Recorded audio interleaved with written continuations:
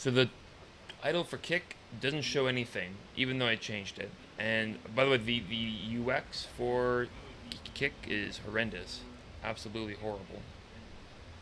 It took me ages to find anything. At least looks like YouTube. It might be good. And stream. Let's see here. On YouTube, I think I'm good. YouTube shows everything it should, but not kick. The people I'm playing with hate me. They must hate me at this point because I haven't done anything. I'm just hanging around. Well, I don't think they had like an auto join anyway, so I'm not really taking up space or anything. I don't know why kick is being annoying. Because right now it's not showing the correct name of the stream. It is. Okay. Maybe I have to refresh it on my end.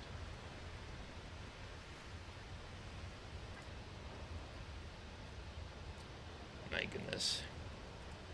So this is the kind of thing where you had to prepare first before going at it. But, all right. I'm as close as I'll ever be. Hopefully they don't hate me.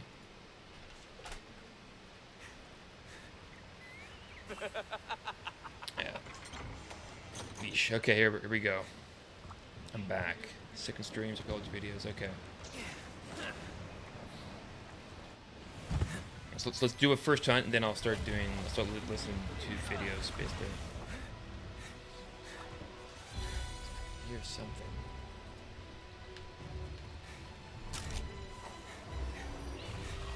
And that goes with it. It's a thing to keep in mind in the future, because I can't just simply always say this is my first stream, this is my second stream, this is my third stream. I need to switch it up eventually.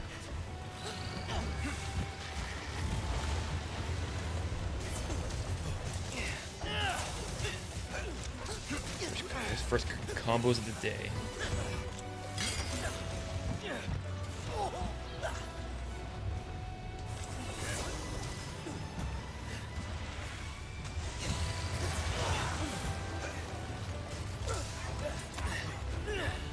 Oh, didn't like that's a thing actually.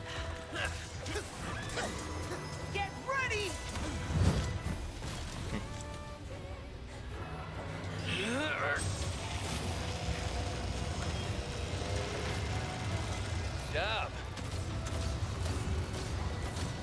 I always wonder what's the story behind how these ballistics just come out of the ground like that. I guess this is like a graveyard of shit. Like there used to be a war here. Or what? I don't know. Well, that makes sense considering I joined halfway. There we go. Man, the quality of the video, I don't know why it's so bad. I don't know what to do about that. It's really bad on YouTube right now.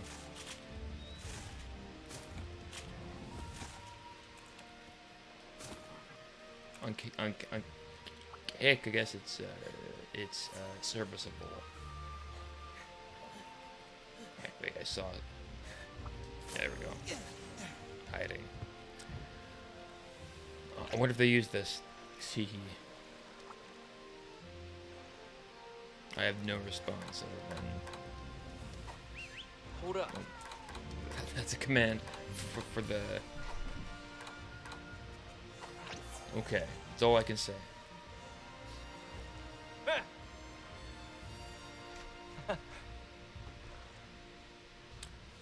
Hi. I'm a little bit like I'm still a little bit.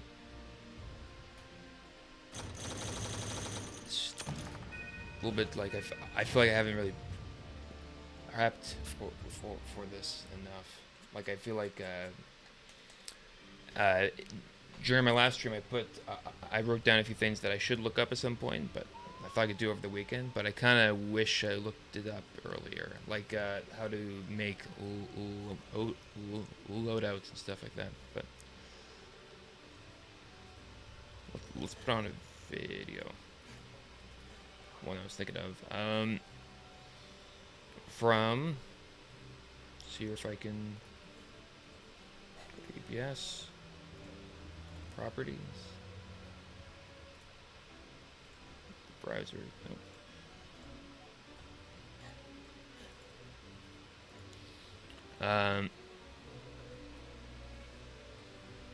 Let's see here.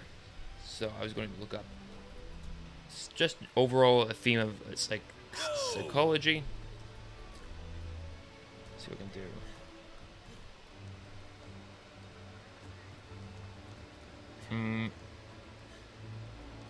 Try the basic, the most relatable topic for psychology, probably depression or maybe anxiety.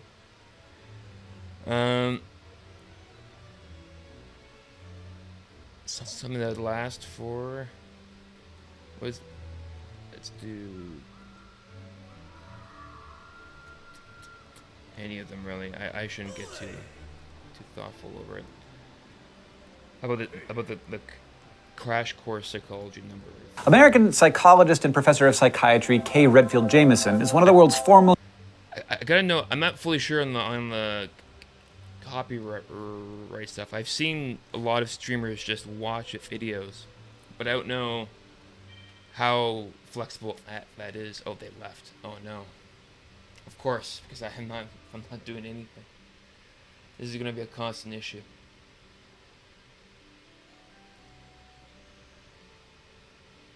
Yeah. Okay, let's watch this. And then... American psychologist and professor of psychiatry K. Redfield Jamison is one of the world's foremost authorities on bipolar disorder. She's spent her career researching, lecturing, and writing seminal books on the condition, a condition that she also happens to have had her entire adult life. In her memoir, An Unquiet Mind, Jamison details what it really means to be bipolar. She writes of not sleeping for days on end, of feeling long periods of euphoria, and filling whole notebooks with her racing thoughts and grandiose ideas. While in these manic states, she experienced a tremendously inflated sense of self-esteem and did impulsive things that felt good at the time but had painful consequences, like going on lavish shopping sprees, engaging in promiscuous behavior, racking up credit card debt, and emptying her bank accounts. But these episodes were followed by emotional crashes, crippling bouts of depression that sent her into a suicidal spiral. At the age of 28, Jamison tried to kill herself by taking an overdose of lithium, lapsed into a coma, but thankfully emerged from it determined to find help through medication and therapy. Through her research and writing, Dr. Jamison has pioneered our understanding of bipolar disorder, depression, and the nexus of mental struggles that we now think of as mood disorders. And she's probably one of the best ambassadors we have for all those people who live successful, productive lives with mental illness. Just like the anxiety disorders we talked about last time, mood disorders are misunderstood. They're diluted by depictions of depression as something that can be treated with one day at a spa, or descriptions of people as manic depressive just because they were sad yesterday and aren't today. As students of psychology, our job is to understand what mood disorders really are, how they manifest themselves, and what might cause them. And as you've probably guessed, this can be pretty tough terrain to explore. These disorders can take people from terrifying highs to pits of despair that seem all but bottomless. But in between, there's what Jamison has called a rich, imaginative life, all made possible by your moods.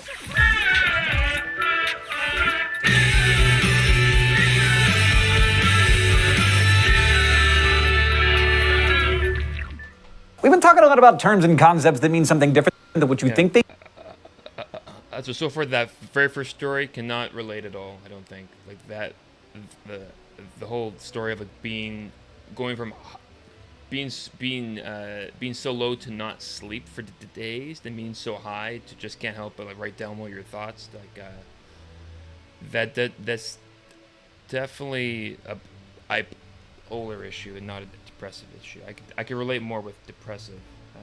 but we'll see how much. They mean, but this time, the term mood is not one of those. In a psychological context, moods are pretty much exactly what you think they are. Emotional states that are even more subjective and harder to define than the emotions themselves. And while psychologists have defined about 10 basic emotions, moods tend to fall into two broadly and infinitely variable categories. You got the good moods and the bad moods. Probably the most important distinction between emotion and mood is that moods are long-term emotional states rather than discrete, fleeting feelings. And mood disorders, which are characterized by emotional extremes and challenges in regulating mood, tend to be longer-term disturbances. These include depressive disorders typified by prolonged hopelessness and lethargy, and bipolar disorders, the most prominent of which involve alternating between depression and mania. Depression's been called the common cold of psychological disorders, which is not to say that it isn't serious, but it's common and it's pervasive and it's the top reason people seek out mental health help. We've all felt down before, obviously often in response to a specific loss, a breakup or a lost job or the death of a loved one. And the fact is you probably should feel bad at times like those.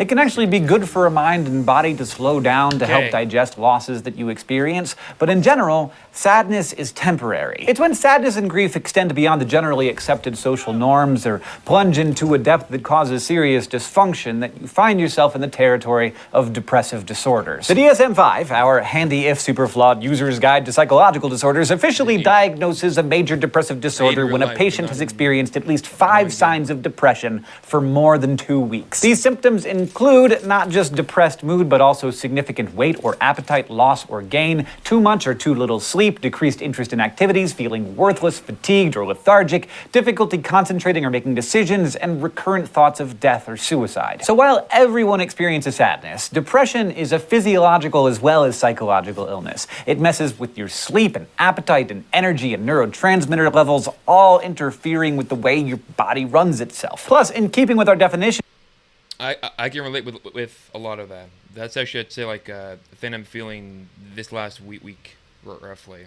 And I don't know that, like, it's one of those things where there's so much. There's so many issues happening, like when it comes to like not being able to concentrate or being motivated for things or not enjoying things as much. Like it all that connects or affects everything, and then constantly thinking about or other like extreme things. Basically, let's do. Oh man.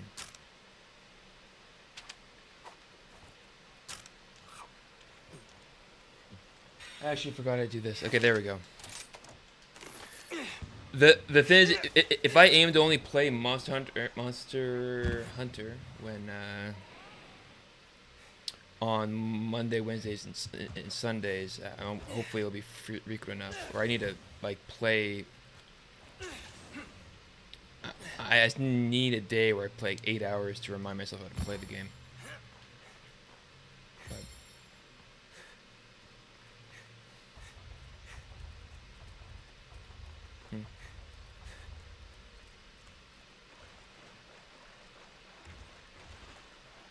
Doesn't notice me.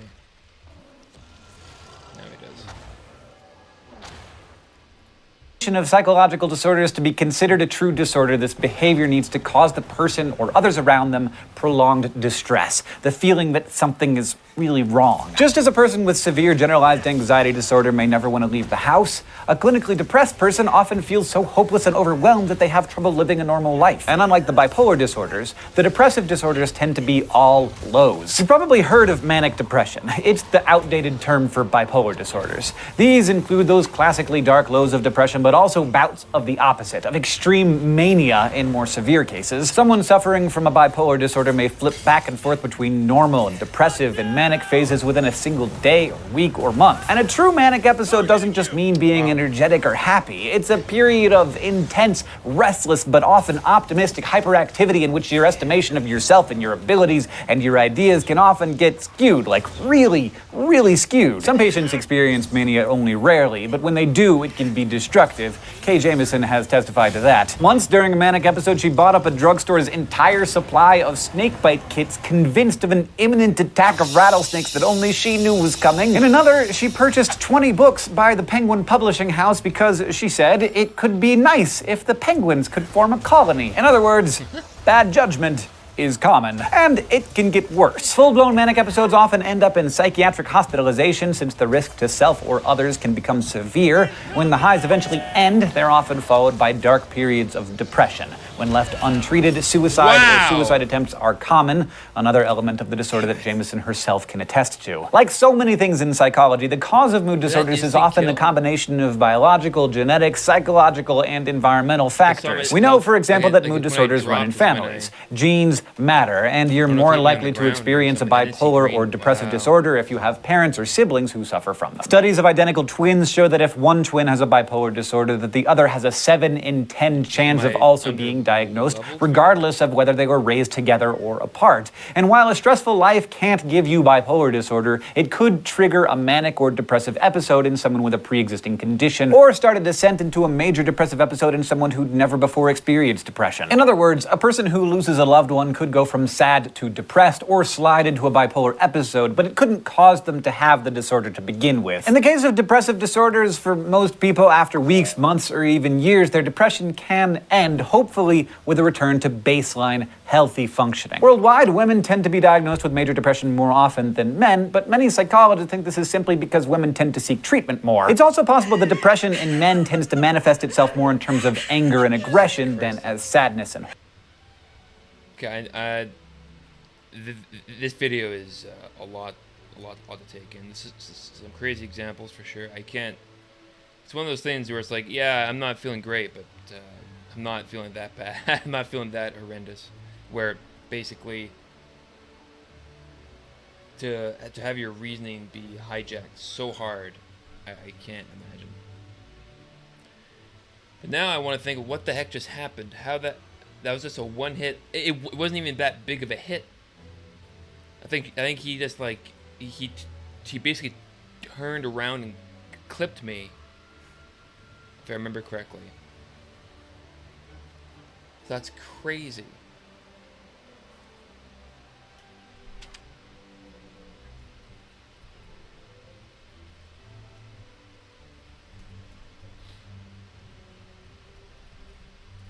Let's see what they say.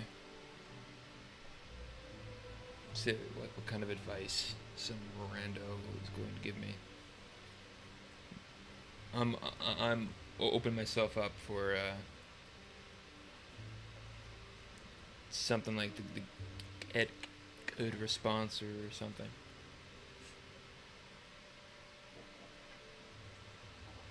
Okay, that's the most open-ended.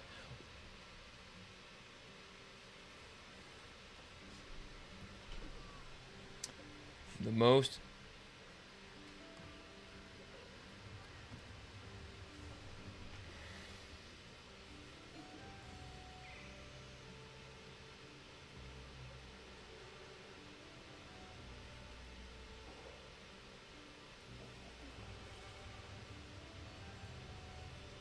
like it was one hit. That's what bugs me. Like what? Like I think it's fun. I can handle a couple hits because I can heal. And I can just make sure I act defensively. Well, this guy seems open to do things. Good vibes. A special quest has been added. You'll do great.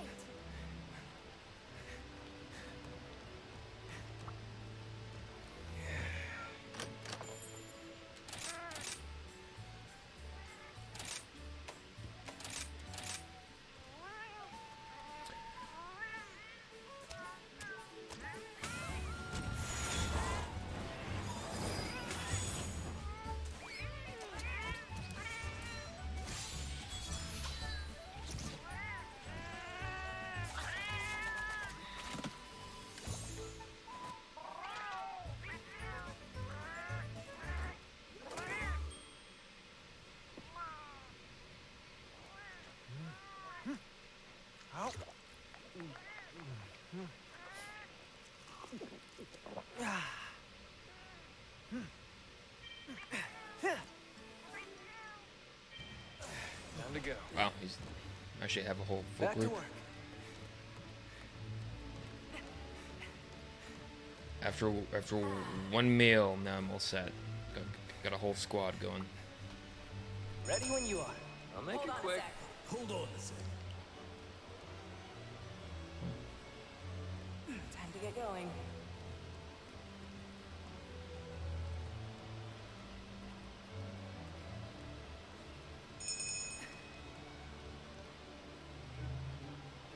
Victims.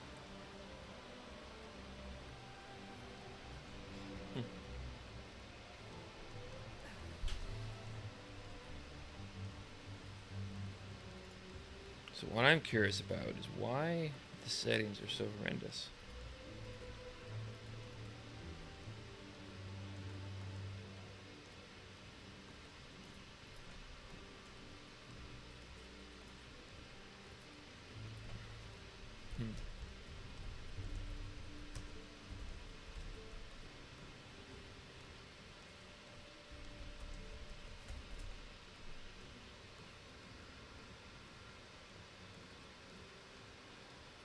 Yeah, the bit rate I have should be good enough.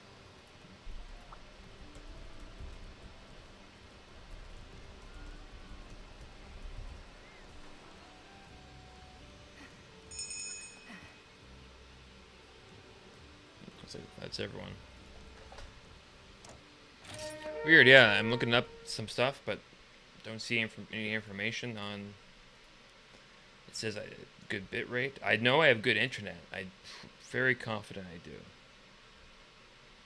Like extremely strong internet, but I guess I'll just. Oh, there's a cutscene.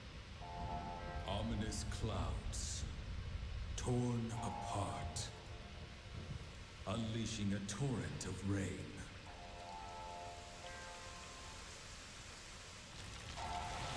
Then, an unrelenting typhoon, connecting the heavens once again.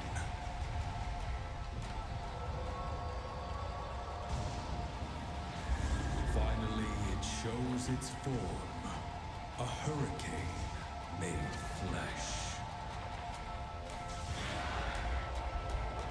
Bringing death through gale and storm, a dragon god ready to thresh.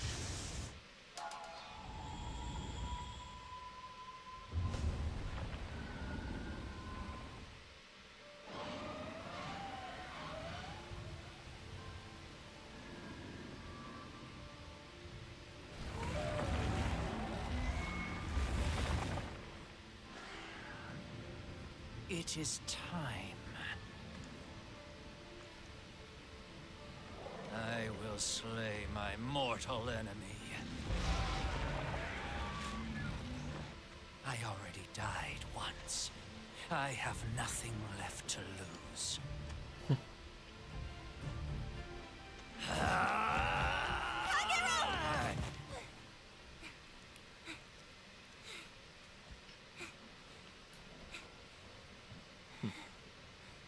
Don't do it. You shouldn't be here. It's too dangerous. You have to turn back. Do it for me. I have to do this. This beast must be slain. Surely, you understand. Kagero. Farewell, and stay safe. Kagero.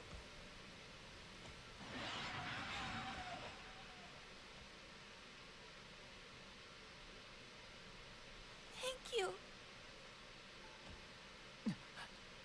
For helping me make the tea shop. For teaching me many important things. And for looking out for me. Even as a baby. Always. Always.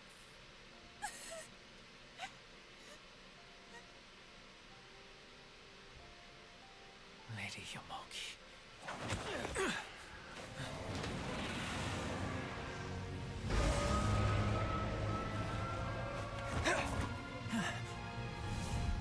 Quickly, take the child and flee from this place.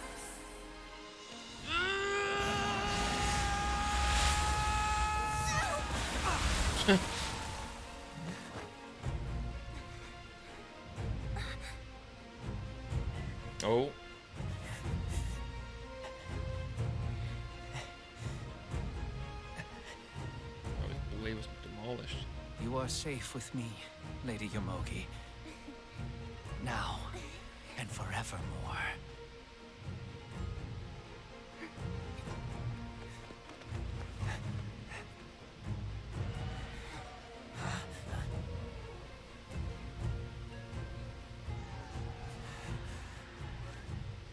The fierce Master Utsushi. I'll leave everything to you. I keep being called the Fierce. What is this?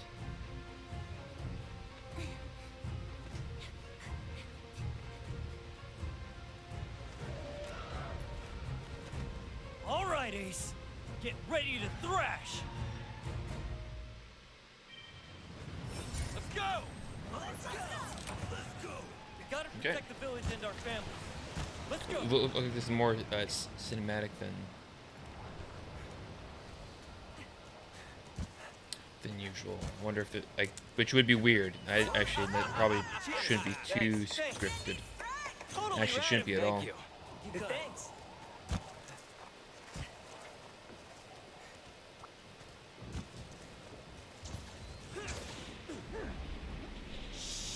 Let's show this calamity the power Hopelessness. This is just an example of how depression is much more than just being sad, and that the characteristic lack of purpose and hopelessness can manifest itself in a lot of different ways. Looking at mood disorders from a neurological perspective, we see that depressed, manic, and average brains show very different brain activity in neuroimaging scans. As you might expect, a brain in a depressed state slows down, while a brain in a manic state shows a lot of increased activity, making it hard for that person to calm down or focus or sleep. Our brain's neurotransmitter chemistry also changes with these different states. For example, norepinephrine, which usually increases arousal and focus, is severely lacking in depressed brains, but kind of off the charts during manic episodes. In fact, drugs that seek to reduce mania in part do it by reducing norepinephrine levels. You may have also heard about how low serotonin levels correlate with depressive states. Exercise, like jogging or breakdancing or whatever, increases serotonin levels, which is one reason exercise is often recommended to combat depression. And most medications designed to treat depression seem to work by raising serotonin or norepinephrine levels. And of course, there's yet another way to look at things.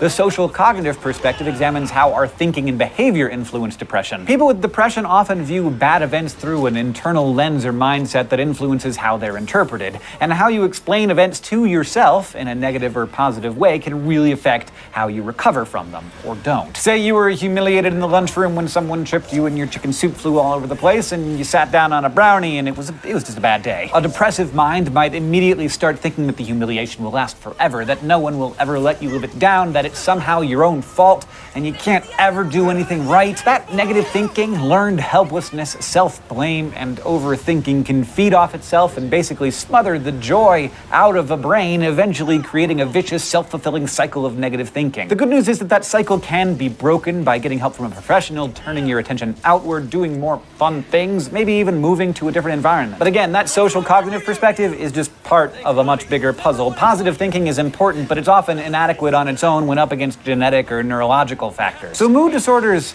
are complicated conditions, and rarely are they eliminated with a single cure. Instead, they're often things you just live with. And as Dr. Jameson has shown us, you can live well. Today, we talked about what mood disorders are as well as what they aren't. You learned about the symptoms of depressive and bipolar disorders and the possible biological, genetic, environmental, and social cognitive causes of mood disorders. Thank you for watching this episode, which was brought to you by Marshall Scott and CredibleFind.com. Thank you so much to all of you who have supported us. To find out how you can become a sponsor or supporter, just go to subbable.com/crashcourse.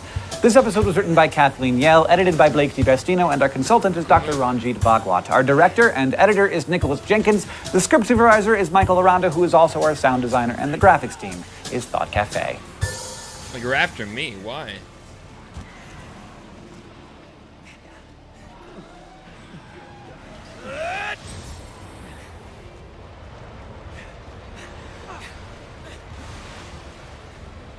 I wish my cat would actually heal me.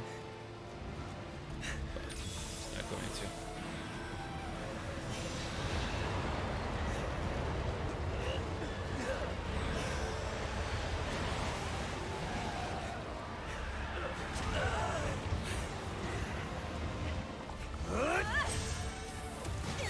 We got this thing. Keep it up. Open wide. You're done for.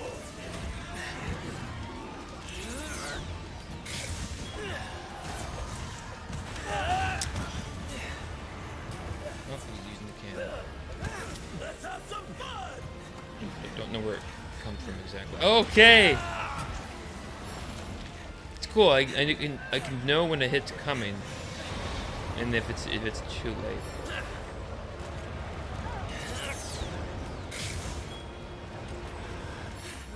Think you can take on the master? Cower in fear! No, get it in!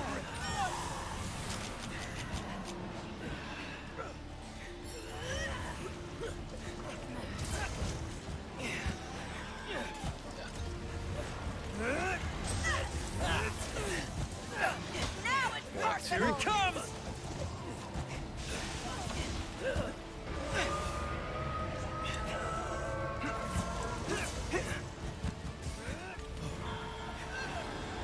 You know, I'd never fought this monster, even in previous Monster Hunters. Use the wire above the dodge or you're gonna get thrashed! Okay.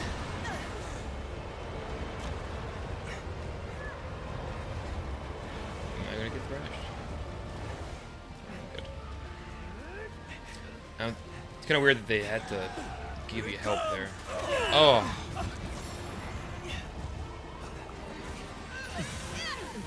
Now get it angry!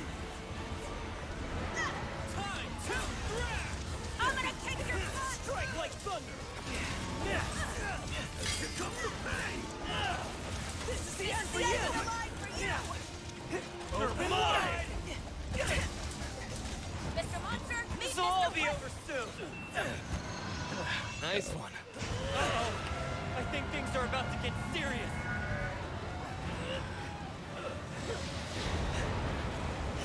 It's tough.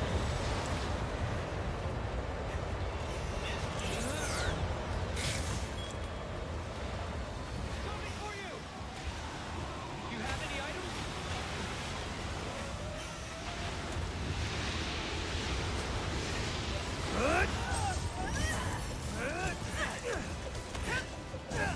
I'm gonna kick your butt! Have a taste of this! Way to go, Ace! You make your master proud! This is the end! Here it comes! Oh, that looks dangerous. I'm gonna die any moment now. Oh, what? I didn't want. Oh, God. Here it comes! I owe you one! I should have not just looked at it. Just I knew I should have responded quickly. I guess it just seemed like no way was that good of an attack. It just sort of Monster's looking at you! seems like a silly thing to say, given the way it looked. But it's like how immediately On the your way, attack hunting helper! came. I think was nice. Hold up. Open wide! Be careful! Be careful! What do I do? Listen up! What the hell's happening? Use a great to evade into the air quickly. I don't know what's happening. I'm. Lame. I have no idea what happened. Zero idea. I was getting hit over time.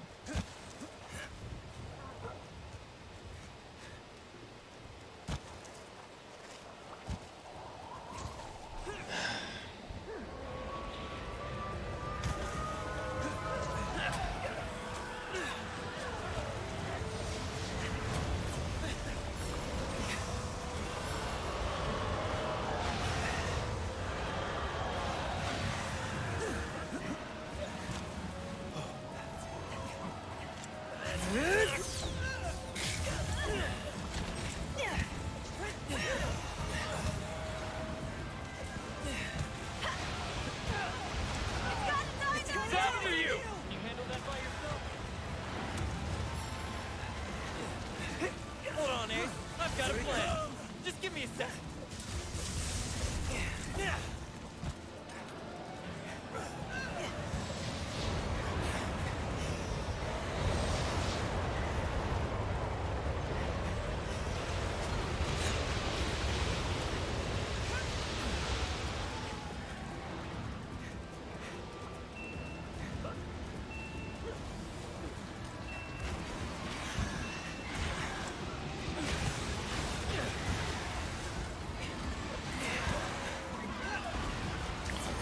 first time I've seen him fall.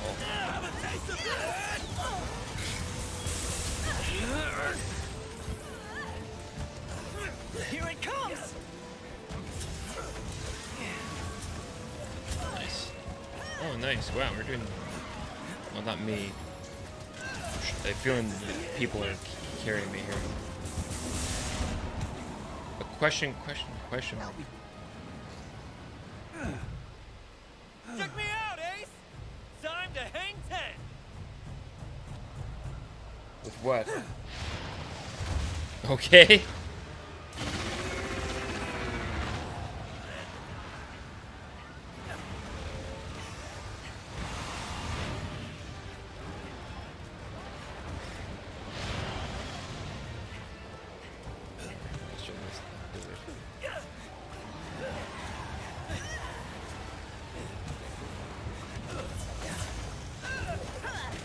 Is anyone? Now let the Iron Stone talk! No, It's no, she- Wyvern riding time! Let's go for a ride!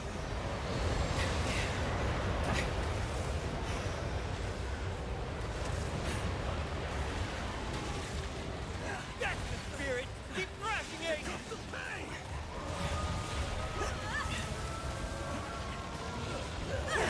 Everyone's counting on us back home, Ace! No more holding. Can't let him down! Now's the time! Taste our spirit!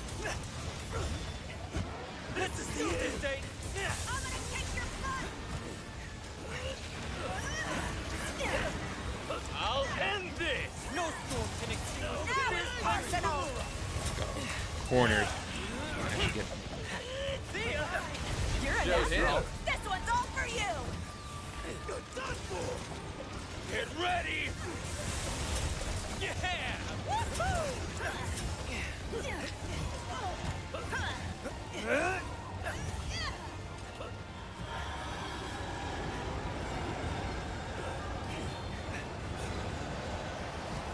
Apex. Oh, I should probably do. I'm dead. I'm dead, right? What do I do? That was crazy. Never seen anything like that in Monster Hunter. Like just arcade-esque. Yeah.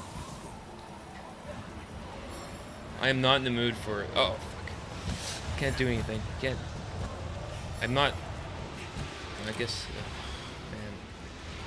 There's a lot of stuff that's happening or not happening that I'm not used to. For example, I don't know why I couldn't do the hive. That should have happened.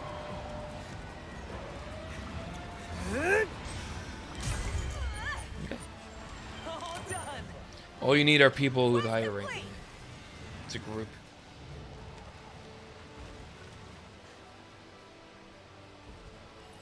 That was crazy. That was definitely crazy. Have I told you There were- lately how there were supremely attacks. gnarly you are, Ace?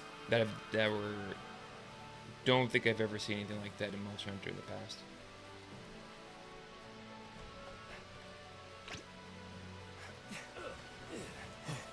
Nothing personal, buddy.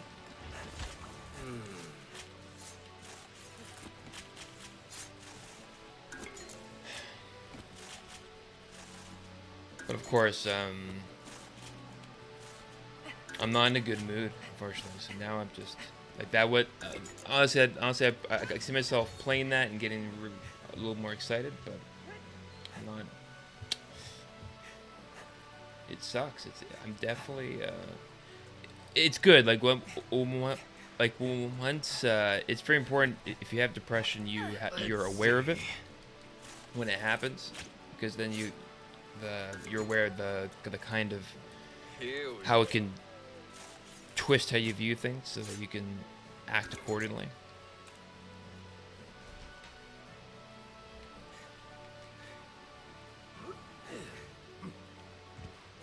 And yeah, I think I am feeling it for sure.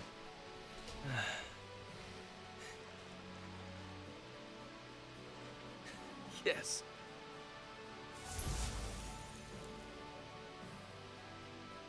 Order work done.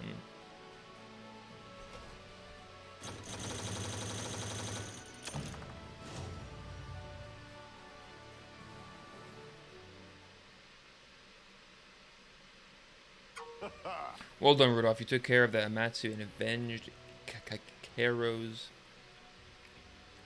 home.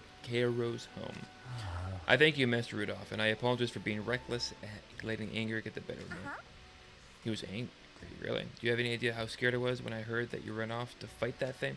Here's me, a princess, your princess, ordering you not to go, and you straight up ignore me. I mean, what's up with that? Oh dear. I beg your forgiveness, little Lady Yomogi, but how did you find out about your origins?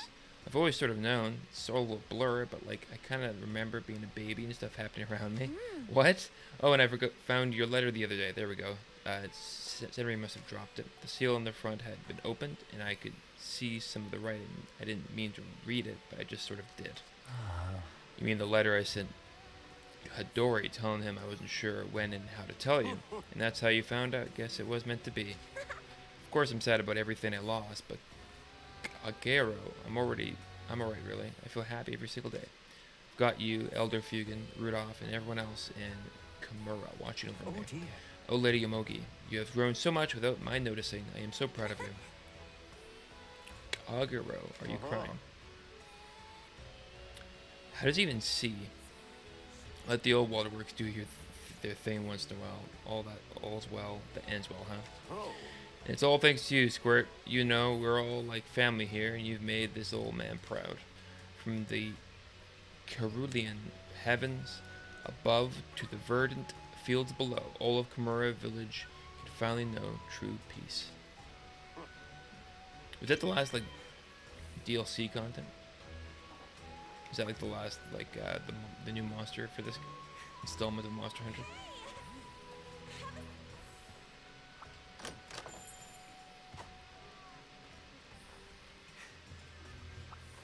Don't know. All I know is that my next urgent is to. My current objective is to reach MR 50. That's all I know.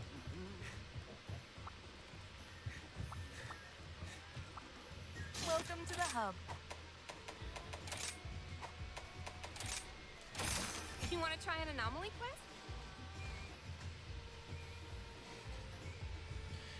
Completing an anomaly quest will allow you to accept a higher level quest for the same research target. The anomaly quest will only be available at a level corresponding to anomaly rank of the target.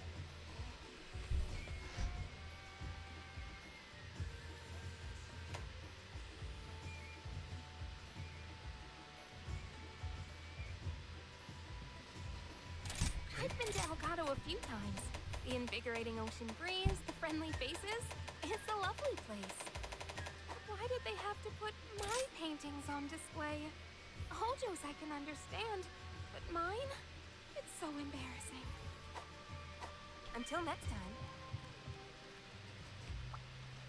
Looks like the host is not posting quests for some reason. Hello. Here are the anomaly quests.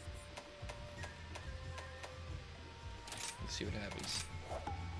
Our hero is ready to depart.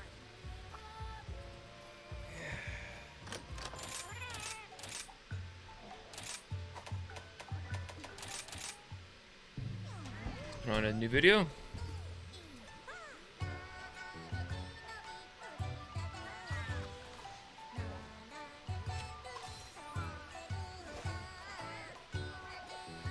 Instead of depression, let's do something new and different, new and interesting.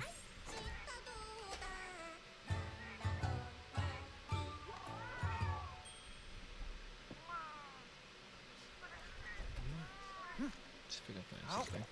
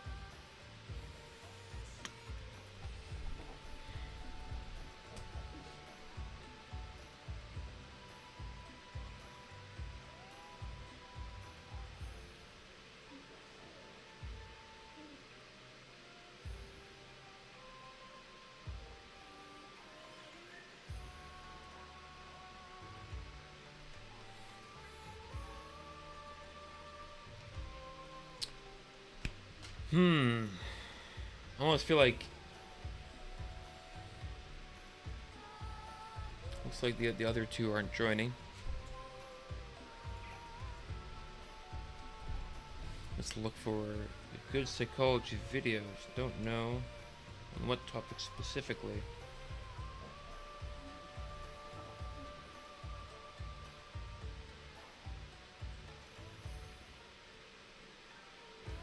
Let's see here.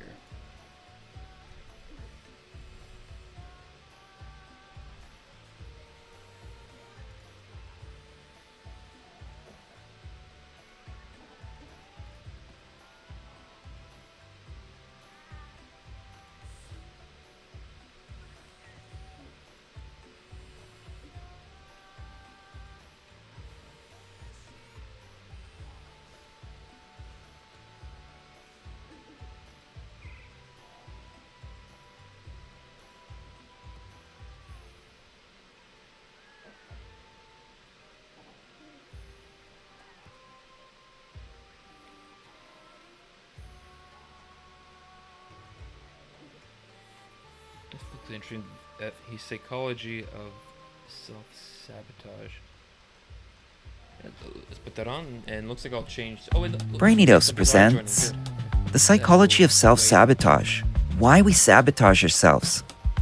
Self-sabotage is when you do something that's against your best interest, despite having the capacity to do otherwise.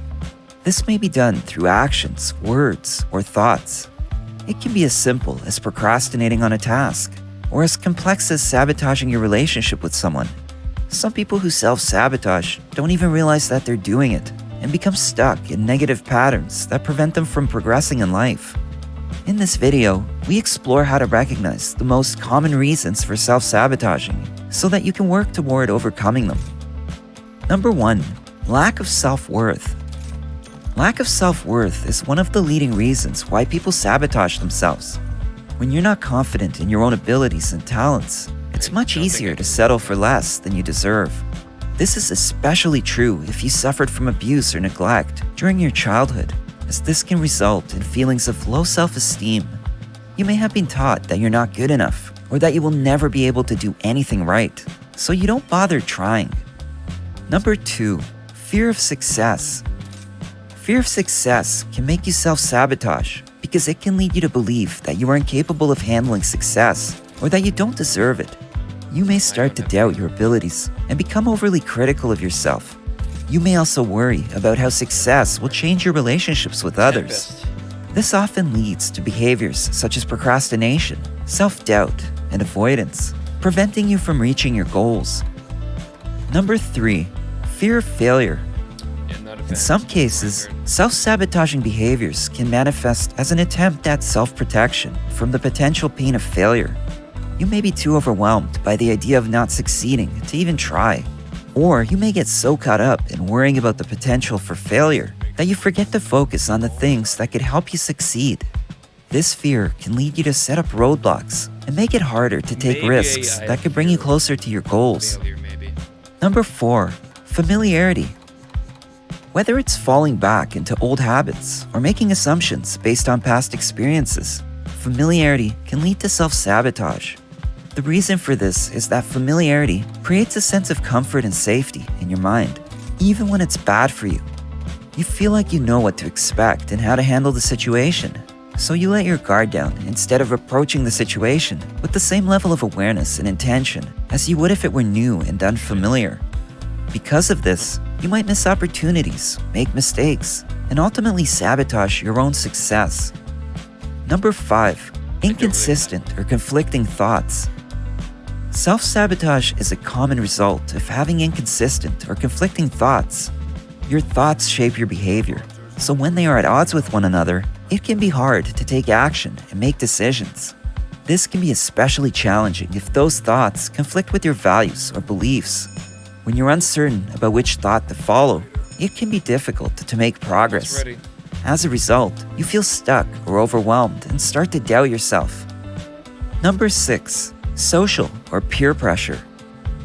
When you feel pressure from your social or peer group to conform to certain behaviors or beliefs, it can be challenging to stay true to yourself. go. You can find yourself making decisions that don't align with your values or goals, just to fit in or avoid conflict.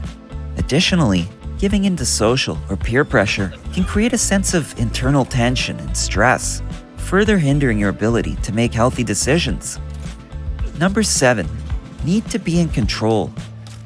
For some, the idea of failing without any control over the situation can be terrifying. If you're one of those individuals, you prefer to control your own failure rather than be blindsided by it. To you, it just seems like a more dignified alternative to spinning out of control. By sabotaging your own efforts, you feel like you are taking control of the situation and preventing a potentially worse outcome. Obviously, this approach is counterintuitive and can be harmful in the long run, as it causes you to give up or make decisions that are not in your best interest. At the end of the day, self-sabotage can have a significantly negative impact on your life. It may bring about feelings of guilt, anxiety, and depression, as well as physical health issues. It can impede you from attaining your goals and cause you to miss out on opportunities. Furthermore, self-sabotage can hamper the formation of meaningful relationships and experiences that can help you maximize your potential. To stop yourself from getting in the way of your own success, pay attention to how you think, feel, and act, and be willing to question negative patterns. Once you know why you are sabotaging yourself, you can replace those beliefs and behaviors with ones that will actually help you reach your goals. If you found this video helpful, give it a thumbs up and share with your friends so we can keep making them. For more videos like this, hit the subscribe button and don't forget to click on the notification bell. Also, be sure to check out our other videos as well. Thanks for watching.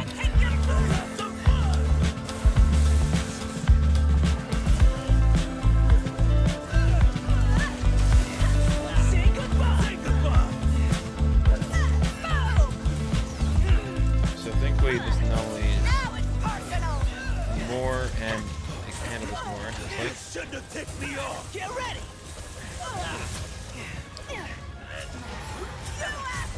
like, okay, yeah. That was very fast. It's over. Awesome. Nothing personal, buddy. Okay. Let's see. So I think that was the second anomaly I've completed, unless you count the first. I think I played the first one like a few weeks ago, and you played against like the Airwolf monster. I forgot his name because it's been a while since I've been since I was playing this. So I forget the name. But I don't think I'm beginning to wonder if that was the official anomaly quest or not. And that was actually easier than it was supposed to be. Cool. Great. So it looks like I have some people watching YouTube and Kick. So if you are up for saying hi, just to clarify, I am. If you want to say hi, I'm up for it. But either way, I'm good with either way, basically. Just want to make sure that, like, if you're here, that I'm open. Basically, I don't want to just ignore you, basically. Yeah. How can I help you? See if they're willing to join. Wow, level 8. That's just a big jump. Okay. Well, are they willing to do it again? I wonder. Go all out. Don't hold back. Oh no, I shouldn't. No, let's stop. Abandon. I have to speak with Ahari, the scientist.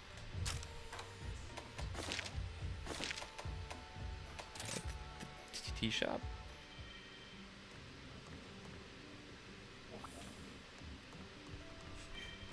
Hello.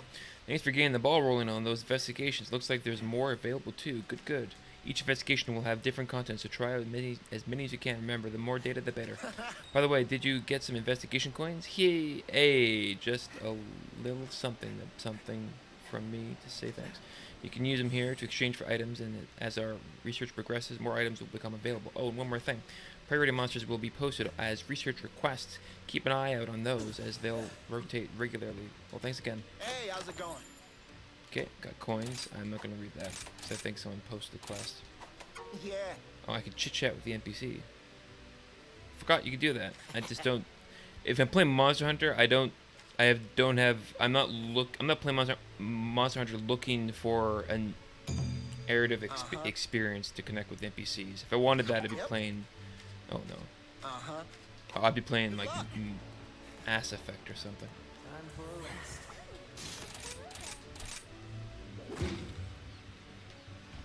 It looks like some people are saying stuff. Y'all done Risen stuff yet? Sure haven't. Pretty sure. Time to get going. Okay. I don't know what this is.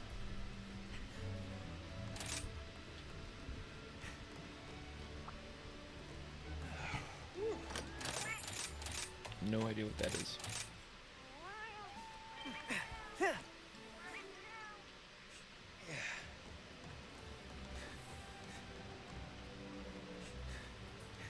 You're fucking yoked.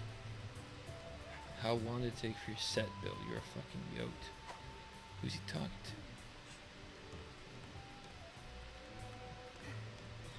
to? To theorize, the whole theory took 2 hours. And then 2 weeks of hard, concrete work. Hey there. Use afflicted monster to Goodbye. Please stuff. come Cool. again. Well, hey there. Builds materials for inflicted monsters to use. I call it curious crafting. Okay, I'll take a look. Thank you. When you need me. The thing about Monster Hunter, they definitely do a lot of tutorials, which is funny because it's like you wouldn't even get to the meat of things without just doing them hands-on. So it's very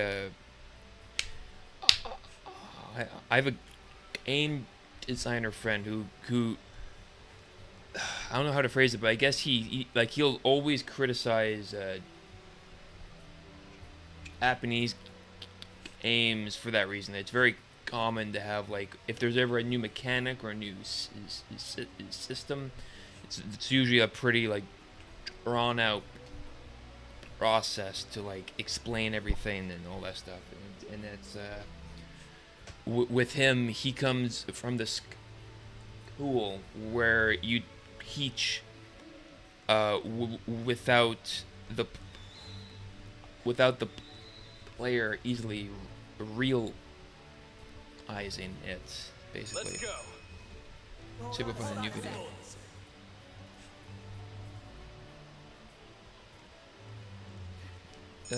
So I was a fan of that, the self-sabotage. It made me feel like I wasn't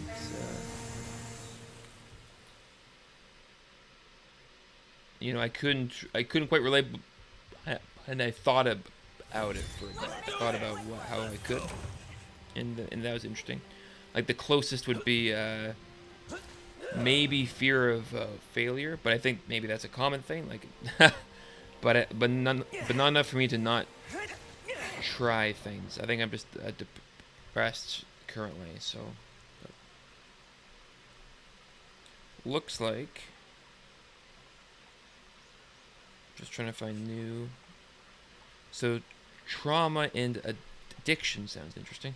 All right, so you might have read The Hobbit or The Lord of the Rings. You've probably seen them. You've definitely heard of them. But not everyone knows the story of their author, J.R.R. Tolkien. Tolkien was an English World War I veteran, a reluctant soldier. He joined up with a sense of duty, and he lived through the bloody Battle of Somme, suffering tremendous shock, guilt, and loss during and after the war. It took Tolkien years to process his experiences. To help him do it, he turned to writing fiction, and in time he constructed a world that helped him him and all of us better understand war, human nature, loss, and growth. His novels were the byproduct of trauma, and they're among the more beautiful reminders of how it can affect us. Most of us will experience some kind of traumatic event in our lives, and most of us will exhibit some kind of stress-related behavior because of it. These symptoms usually fade, but for some, those reactions can linger and start to disrupt their lives or the lives of those around them. These reactions can develop into full-blown psychological disorders, including post-traumatic stress disorder, and in an effort to cope, sometimes addiction. But it doesn't always have to be that way. Ultimately, Tolkien was able to harness the effects of his trauma and shape them into something important and to reclaim his own life,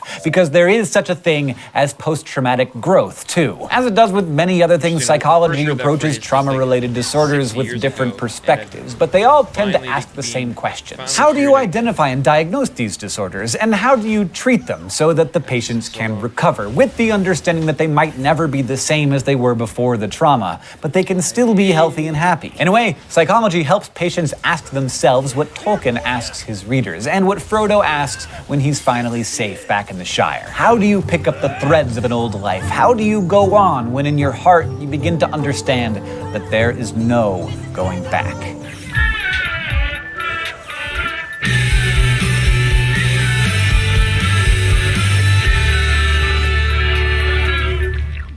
It could be September 11th, or a serious car accident, or a natural disaster, or a violent crime that you survived but are still haunted by. Trauma comes in many different forms, and sometimes it can stick with you. When it manifests as nightmares, flashbacks, avoidance, fear, guilt, anxiety, rage, insomnia, and begins to interfere with your ability to function, it can come to be known as post-traumatic stress disorder, or PTSD. It was once called shell shock, a term used to describe the condition of veterans like Tolkien in World War I, but PTSD isn't limited to veterans. It's defined as a psychological disorder generated by witnessing or experiencing a traumatic event. Its symptoms are classified into 4 major clusters in the DSM-5. One of these clusters involves reliving the event through intrusive memories, nightmares, or flashbacks. The second involves avoiding situations you associate with the event, while the third generally describes excessive physiological arousal, like heart-pounding muscle tension, anxiety, or irritability, and major problems sleeping or concentrating. Finally, we have the 4th major symptom cluster,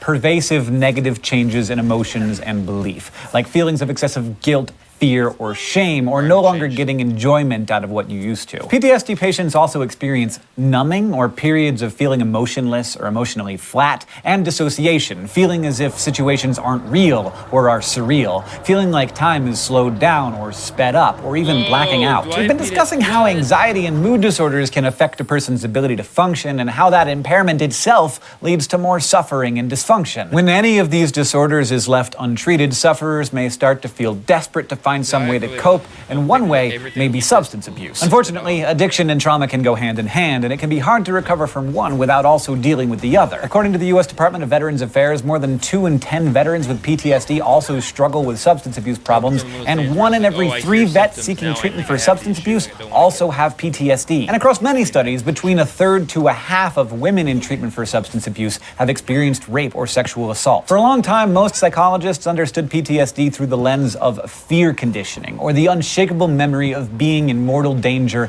and the learned responses that stem from that memory. But clinicians have also begun to recognize that for some, the disorder can also be a kind of moral injury, widening the focus to include hauntings not just of violence done to a person, but also what that person did or did not do to others. Brandon was a combat drone operator in the Air Force. He enlisted at 21 years old and spent 6 years sitting in a bunker in the American Southwest, watching Iraq and Afghanistan from surveillance drones. He watched soldiers die and people get executed. He also watched kids play, people get married, goats grazing. And when the time came, he ordered Hellfire missiles to strike military targets or people who had no idea they were even being watched. Although he was half a world away from combat, he ultimately suffered the psychological trauma felt by many on-the-ground soldiers. He was diagnosed with PTSD. Brandon suffers no fears for his own safety, but still experiences the same intrusive memories, nightmares, depression, depression, anxiety, and substance abuse of many emotionally traumatized combat soldiers.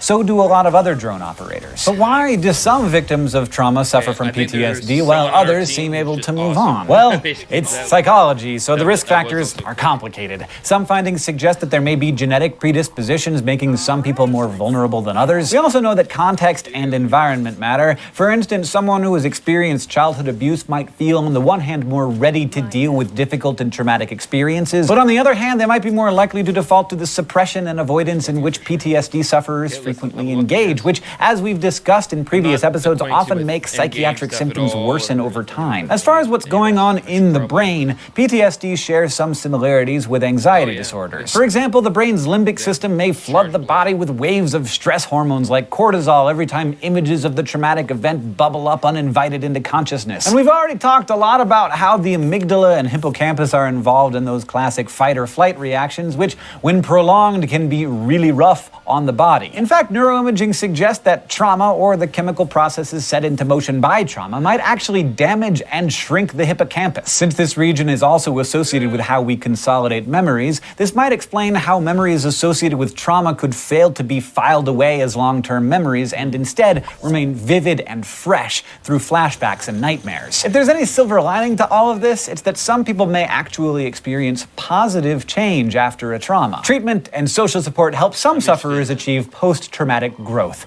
positive psychological changes resulting from the struggle with challenging circumstances and life crises. That's in part what Tolkien did. Though he suffered great trauma and loss on the battlefield, he was eventually able to use those experiences to drive those powerful allegorical stories that help not just himself, but many readers of all ages around the world. It seems that while whatever doesn't kill you might not necessarily make you stronger, sometimes it really does. But suffering can also feed on itself. Many victims of trauma try to cope through what's colloquially called self-medicating, and some can end up with substance abuse or dependence issues. Psychologists define addiction or dependence as compulsive, excessive, and difficult to control substance use, or other initially pleasurable behavior that begins to interfere with ordinary life, work, health, or relationships. This could mean over-consuming drugs or alcohol, or compulsively gambling, eating, shopping, exercising, or having sex. People with addiction may not even realize that they've lost control of their behavior for some time. Addiction can refer to a physical dependence, a physiological need for a drug that reveals itself through terrible withdrawal symptoms if the use stops or reduces,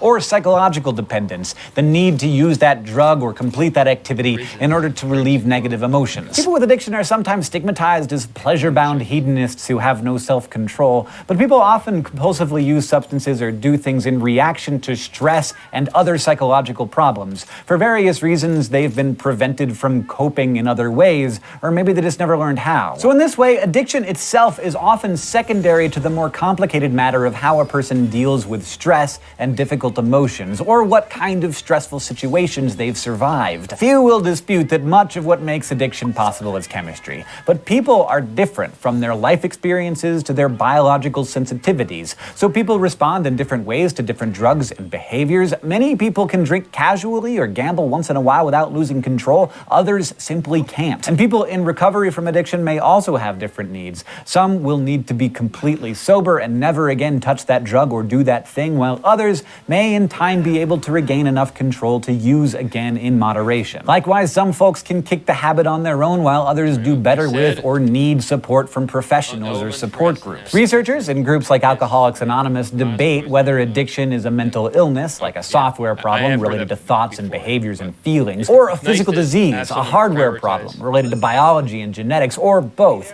and even whether addiction and dependence are the same thing. Either way, it can be hard to recover from an addiction if you don't get the underlying problem treated. But some people believe that you can't treat the underlying problem without first getting the addiction out of the way. While this controversy too continues, many are moving toward a model of treating both at the same time, the so-called dual diagnosis model of treatment. Addiction that's rooted in deep deeper psychological issues, especially in emotional trauma like PTSD, often require some version of dual treatment to untangle both issues. The good news is, while PTSD and substance dependence may be distressing and complex, people can begin to heal given the chance and the resources. We're amazingly resilient creatures. When nurtured with the proper support and practice, we can overcome a lot. Today, we talked about the causes and symptoms of PTSD and how trauma can affect the brain. We also looked at addiction, physical and psychological dependence, the relationship between trauma and addiction and why they can require dual treatment. And we touched on post-traumatic growth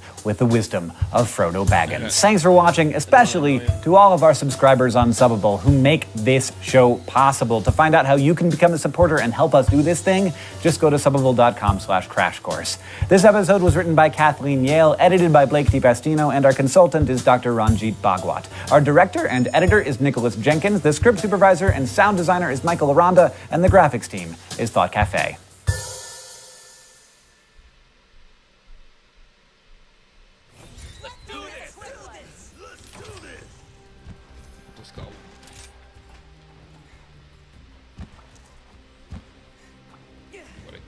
I don't know if he'll think that's me actually saying it or not.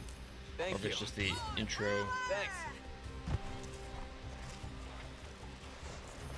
It's weird. It's weird that they have text that's automated, but it's like it's the amount of effort they put.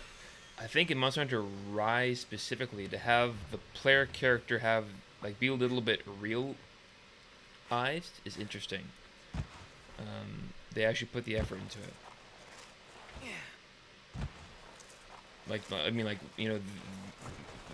They may have voiceovers, for example, during combat, like "Watch out!" Those. I think I've only fought him once ever, so let's see how this goes. This is the end of the line for you!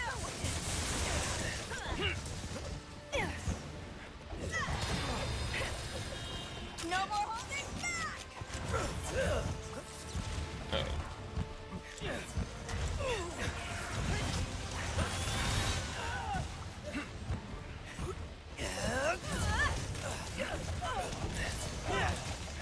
I'm gonna kick your butt! Ah! Okay, that came out of nowhere, it feels like.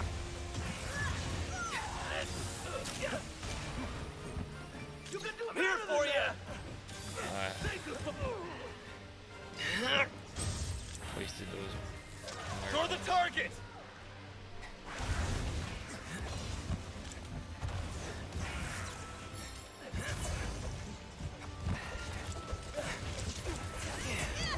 Oh, something hit me. I don't know what it was. Uh-oh. I don't know what this is. It didn't even hit me. Now it's personal! He moves very suddenly. I'm gonna get you! Look at his tails weakness. Fuck these little herbivores. Yes, I mean that it's a slang to insult them.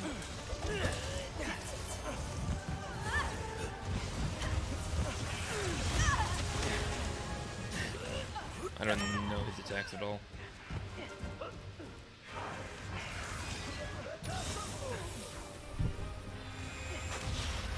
Like that. That was cool.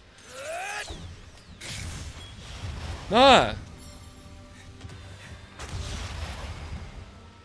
Mobile suit. Another mobile stuff. Cool. Okay.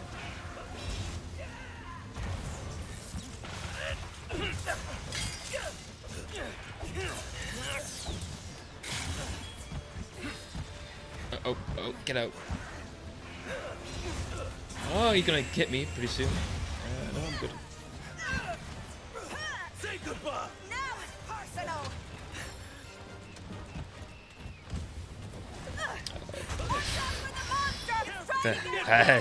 Just instantly gone. How cool was that? Huh. Whetstone time! I don't have to worry about Whetstone. thanks to my destroyer oil.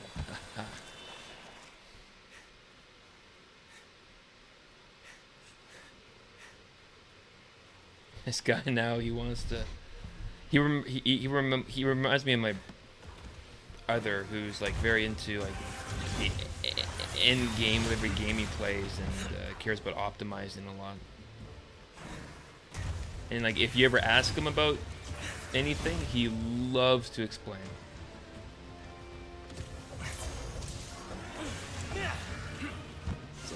Is that an AoE? Can't tell. Ah! I'm dead. Oh no, I'm good. Will you heal me, my cat? Thank you. Not anymore. Someone else healed me. Ah! Okay. Will you heal me now?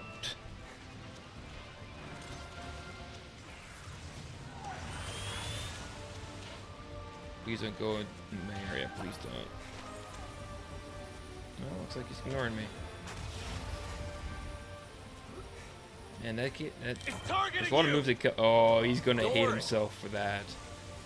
He's kind of established himself as, for lack of a better phrase, the alpha. I wish there was a different phrase for that, because the alpha is now kind of a hijacked phrase, but yeah, he's gonna hate himself for that. Or he's used to playing the game and knowing that's just the way things are sometimes.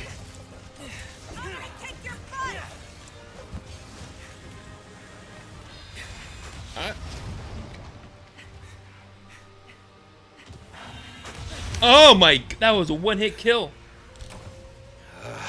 Too bad.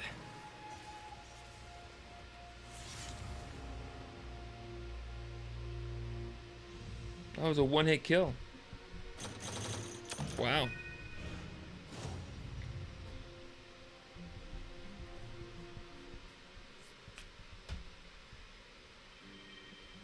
See what they say.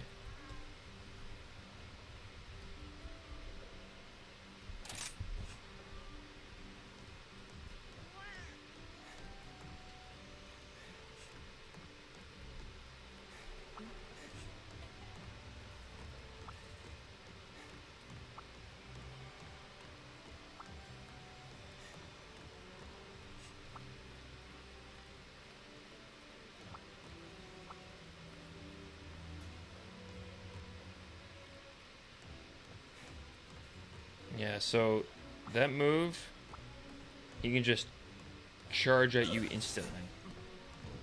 So definitely make sure, if he's looking at you, that's definitely, I'm probably gonna take a break.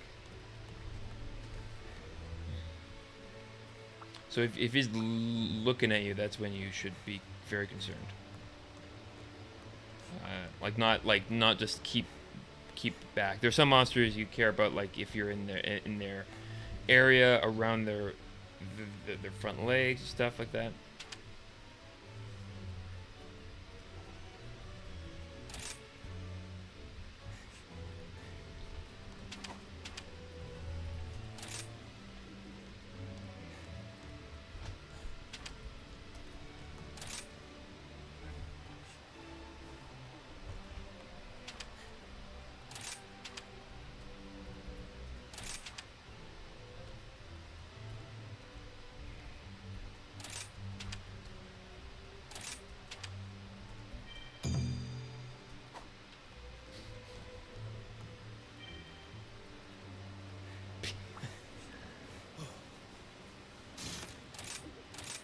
Oh man, they're just going for it.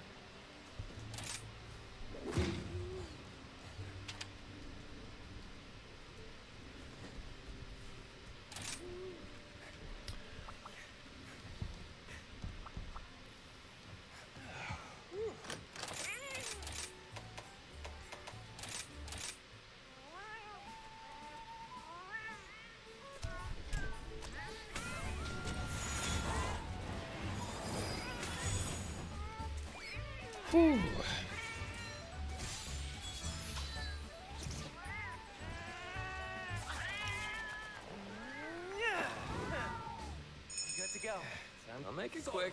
Almost done. Good. Join request is on. So the lesson I learned is, do not Let's go. Let's do this. be in front of him.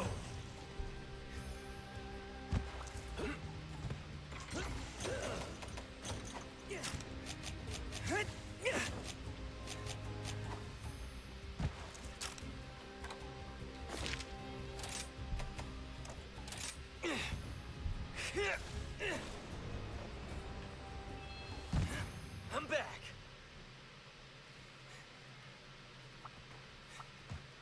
Oh.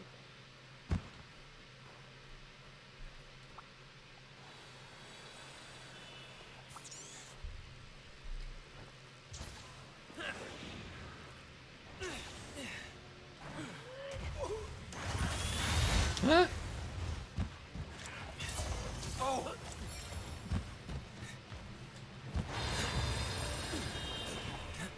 You shouldn't have taken No, yeah. I can't see. Oh, just went to a lower ground. Ah!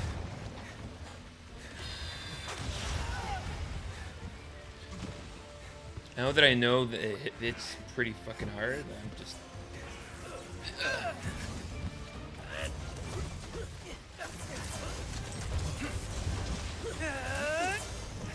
Let's have some fun.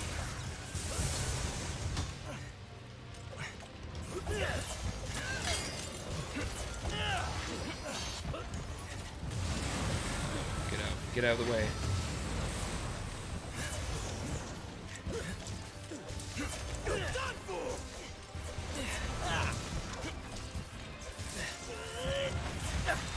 Get out, get out. Oh! It's after you. Shit. Nice one. Almost instant. I feel obligated to even... I think I need to heal a little bit extra. Things can kill like that. As long as I'm not the one who fails the mission, I'm okay. Ah! Okay.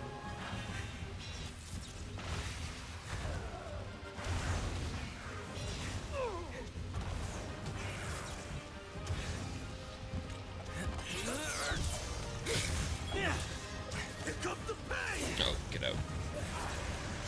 Oh! Well, now I know, I guess. So that's now I see it. Need a wider field of view. Yeah, fair. Fuck off. Oh my god. Is there a safe area at all? I guess in between his legs. Oh, he must hate himself. Oh. Brutal. Uh-oh, it's over. Oh, I'm good. Okay. Say goodbye. Oh, getting out. After it. He's cool, for sure. I wonder how cool his armor looks. I'm pretty sure I've seen it, but only a glance. Like, I've seen it once, so I can't recall it. But I've seen the, like...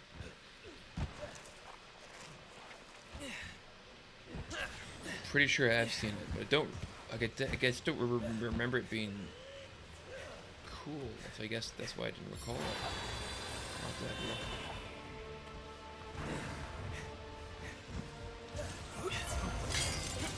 Let's have some fun. Get out.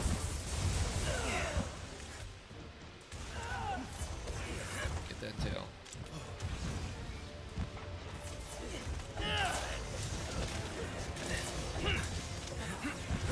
Ah, yeah. Is it always... Does he always use his right wing for that attack?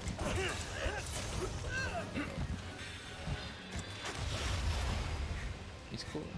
Man. Goodbye. Oh.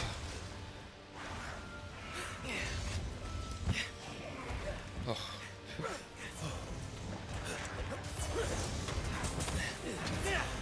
Ah, I should be in front of him. That's actually kind of silly thing to do.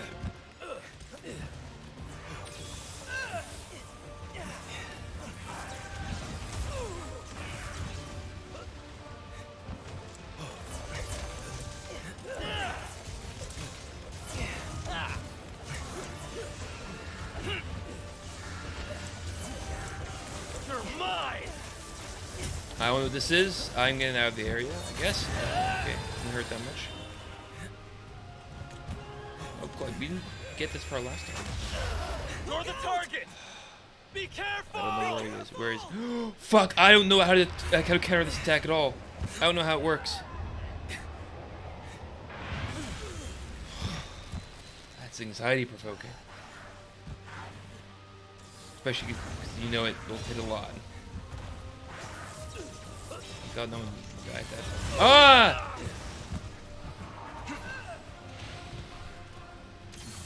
Man, this guy is intense. I need to heal. This guy can hit too hard. Uh-oh. You're better than that. This guy is cool. Oh, he's gonna do it again. Okay, I'm gonna vibe for his animations. Oh, he fell. It's awkward. Please, no.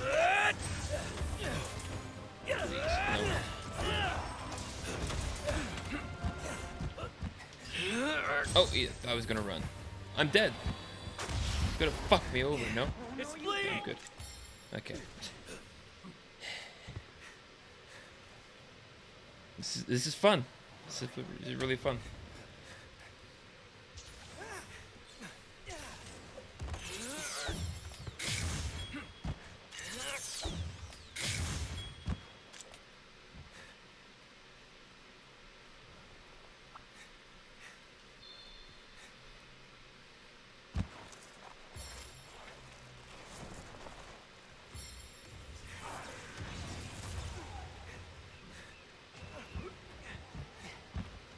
Now I'm gonna get killed any moment now.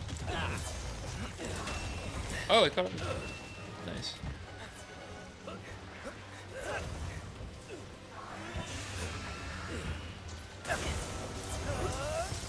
Get out of the area.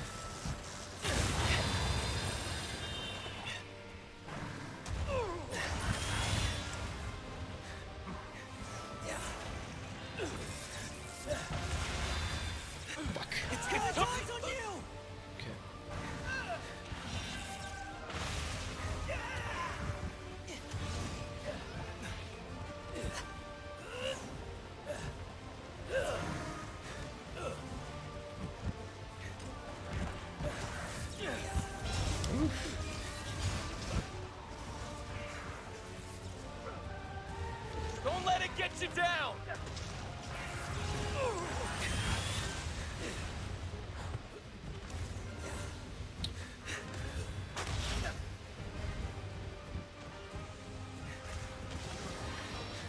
Uh-oh. I do not fucking do it again! Oh, and that guy got killed. Too bad. He died. That must feel so bad. To be...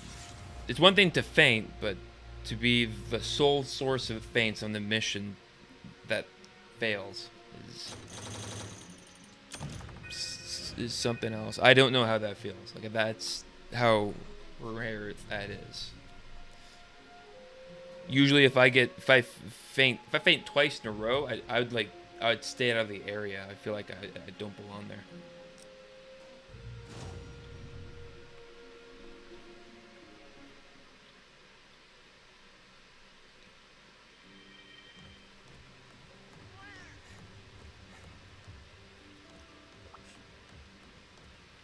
Yeah.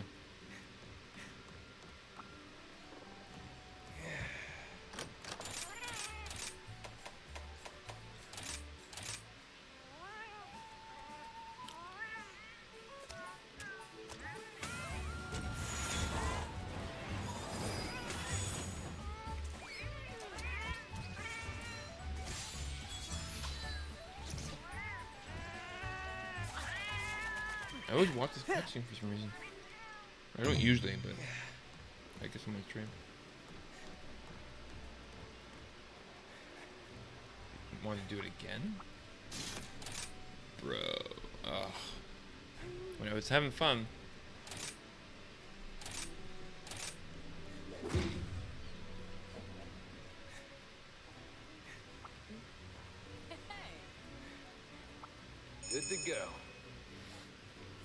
sec. Almost done.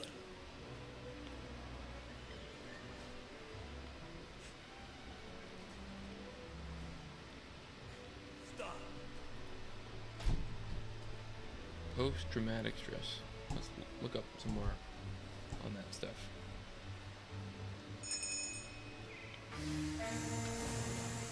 Signs you might be suffering from PTSD. PTSD stands for Post-Traumatic Stress Disorder, a condition officially recognized in 1980 to describe exposure to a relatively brief but devastating event, typically a war, a rape, an accident, or a terrorist incident. Complex PTSD, recognized in 1994, describes exposure to something equally devastating, but over a very long time, normally the first 15 years of life. Emotional neglect, humiliation, bullying, disrupted attachment, violence, and anger. A lot of us, as many as 20%, are wandering the world as undiagnosed sufferers of complex PTSD. We know that all isn't well, but we don't have a term to capture the problem. We don't connect up our ailments, and we have no clue who to seek out or what sort of treatment might help. So, here are 12 leading symptoms of complex PTSD. We might think about which ones, if any, apply to us, and more than 7 might be a warning sign worth listening to. Firstly, a feeling that nothing is safe. Wherever we are, we have an apprehension that something awful is about to happen. We are in a state of hypervigilance. The catastrophe we expect often involves a sudden fall from grace. We will be hauled away from current circumstances and humiliated, perhaps put in prison and denied all access to anything kind or positive. We won't necessarily be killed, but to all intents, our life will be over. People may try to reassure us through logic that reality won't ever be that bad, but logic doesn't help. We're in the grip of an illness. We aren't just a bit confused. Secondly, we can never relax. This shows up in our body. We're permanently tense or rigid. We have trouble with being touched, perhaps in particular areas of the body. The idea of doing yoga or meditation or breathing exercises, these things aren't just not appealing, they may be positively revolting. We may call them hippie with a sneer. And deeper down, they are, of course, terrifying. Probably our bowels are troubled too. Our anxiety has a direct link to our digestive system. Thirdly, we can't ever really sleep, and we wake up very early, generally in a state of high alarm, as though during rest we've let down our guard and are now in even greater danger than usual.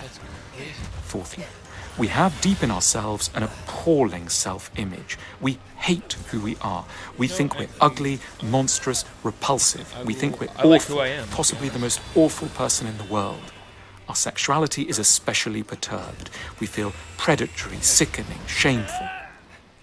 Fifthly, we're often drawn to highly unavailable people. Oh, he's doing that? We tell ourselves we hate needy What the people. fuck? I'm gonna get But what killed. we really hate I'm are dead. people who might No, be I'm good. too Okay. available for us. I don't know where to look. We make a beeline for people who are disengaged, won't want Look warmth like on the from map us, he's in different and who areas. might be Funny. struggling with their own undiagnosed issues around avoidance. Sixthly, we are sickened by people who want to be cozy with us. We call these people puppyish, revolting, or desperate. I do kind of think that. Seventh, we are prone to losing our Not temper like- very not in a badly, relationship, sometimes just with other like- people, more like often if just I with work with you ourselves. or you co-work We with aren't so much angry as very, very Unless we worried, have, like, worried that everything is yeah, about to become like- very awful again. We are shouting because we're terrified. We look mean, we are, in fact, defenseless.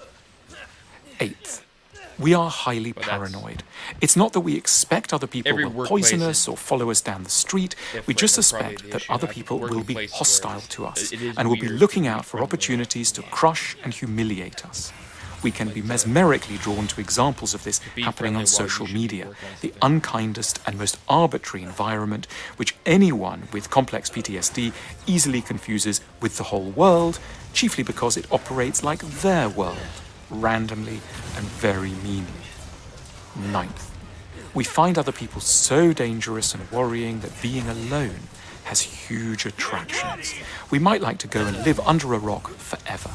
In some moods, we associate bliss with not having to see anyone again, ever.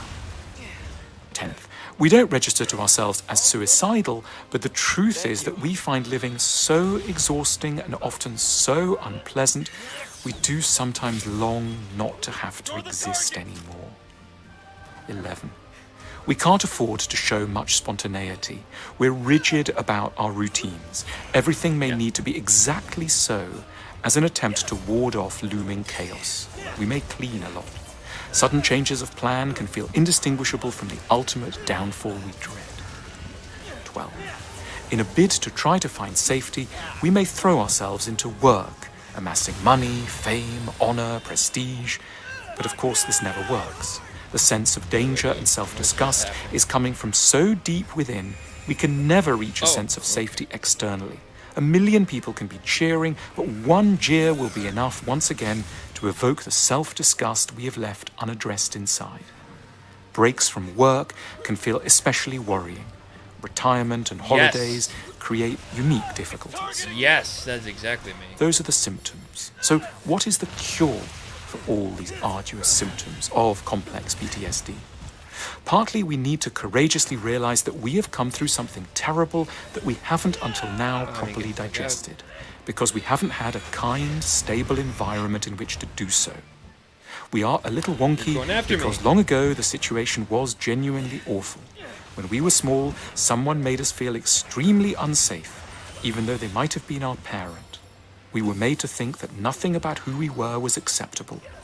In the name of being brave, we had to endure some very difficult separations, perhaps repeated over years. No one reassured us of our worth. We were judged with intolerable harshness. The damage may have been very obvious, but more typically, it might have unfolded in objectively innocent circumstances. A casual visitor might never have noticed. There might have been a narrative, which lingers still, that we were part of a happy family.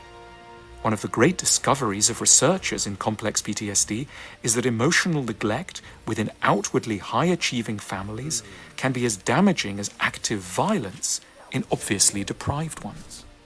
If any of this rings bells, we should stop being brave. We should allow ourselves to feel compassion for who we were. That might not be easy, given how hard we tend to be with ourselves.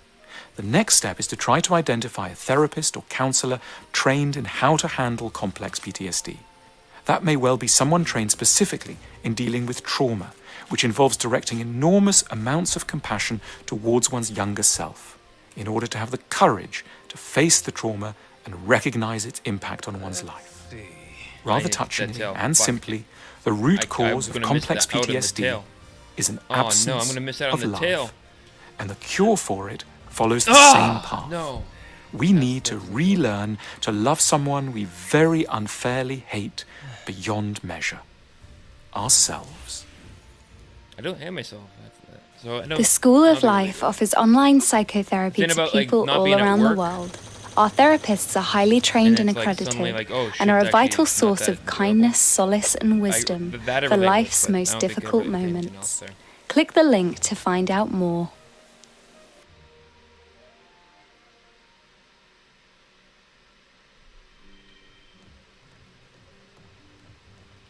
I should go to Argos's.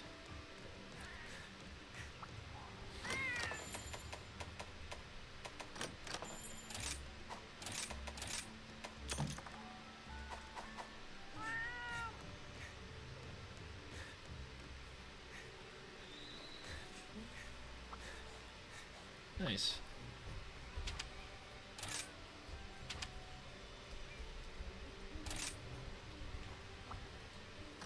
Hey there!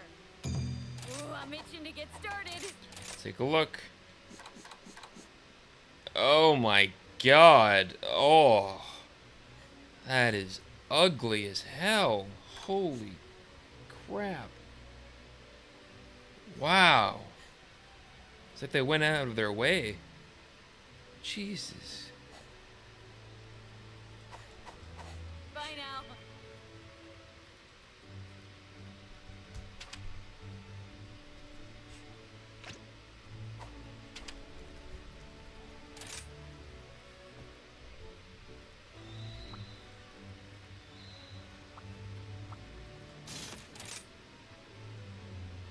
Jesus Christ, just going through all the...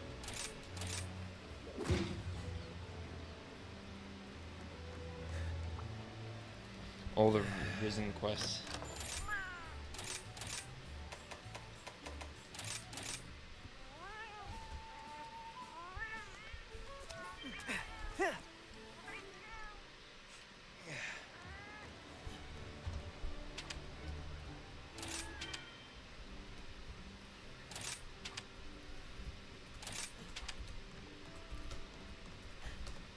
Come on.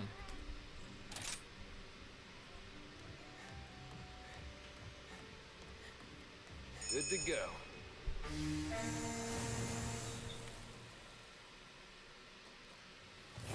Let's go! Let's do this!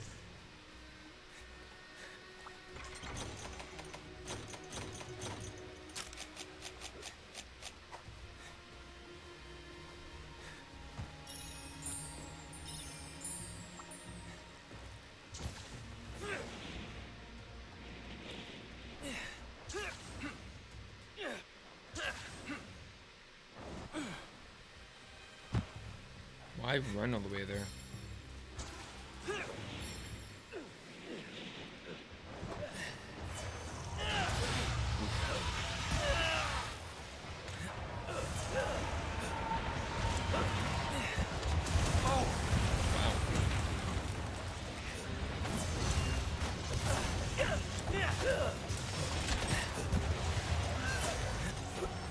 Let's have some fun!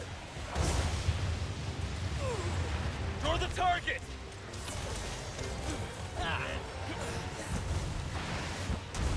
Kush Ladora. Kushala Ladora. Alora.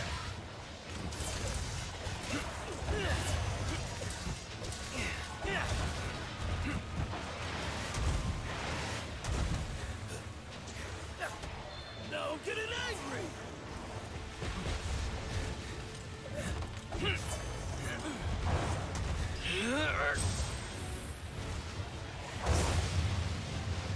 These are new moves.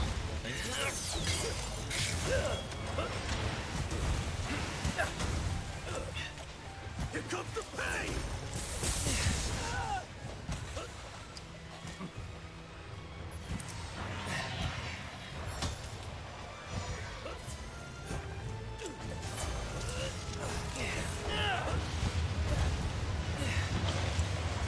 It's targeting you!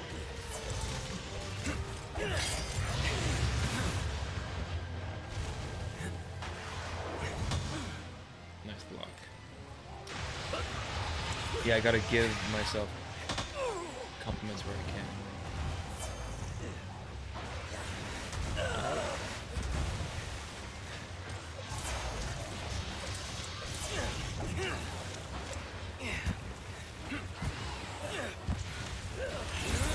This is the end! You should stream mode. I don't know. I don't understand the French meme. There's a French meme going on, like where you mount things. I don't know it.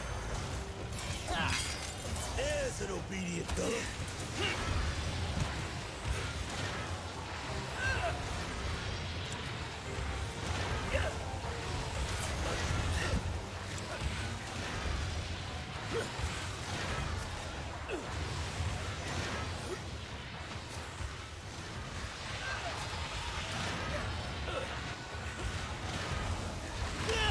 Oh wow!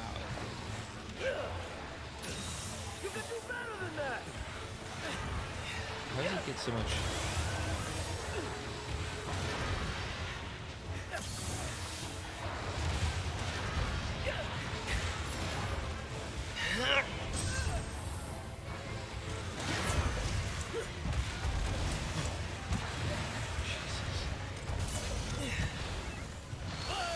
Impressive.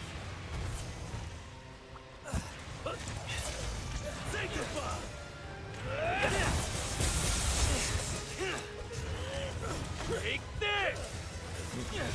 Uh-oh. Risen time. Incoming!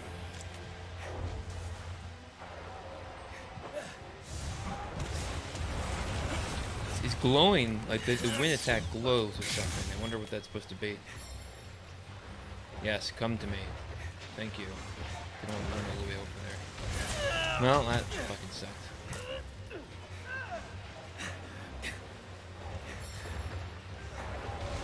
Oh, I'm gonna die. Okay. I'm gonna die. Okay. Now I'm gonna die. Ah. I'm getting out of here.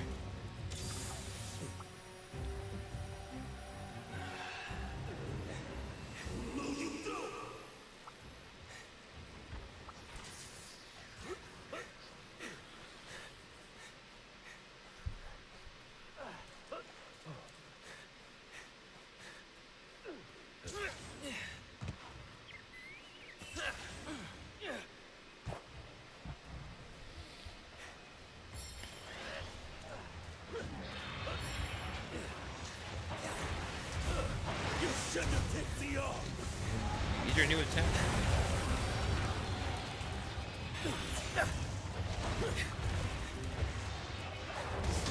Draw the target!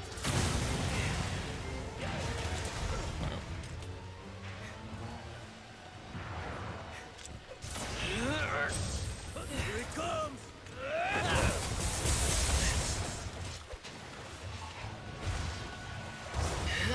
Oh, that's okay. Lucky there, I guess.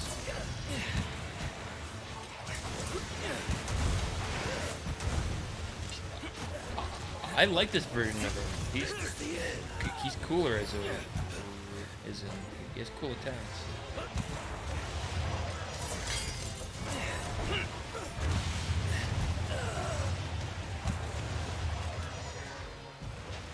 Then again, I haven't played against him a lot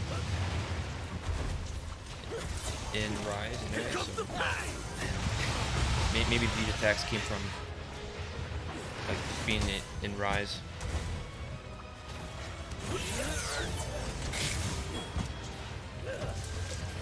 Have a taste of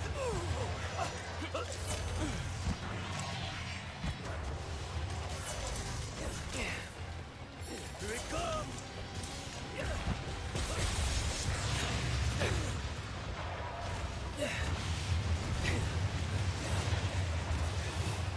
It's after you!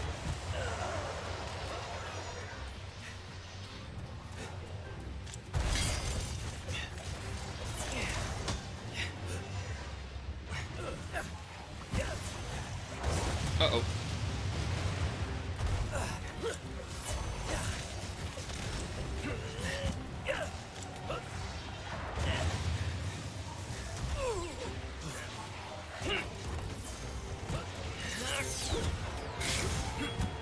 You shouldn't have tipped me off! Whoa. I'm just not getting hit.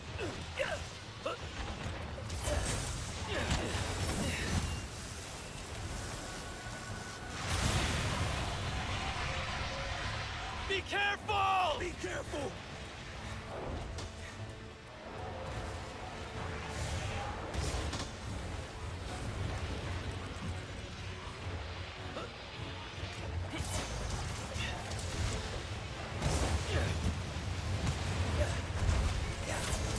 Now get it angry! Oh! Don't give up yet! I'm not giving up, I swear. The horn should be fully healed.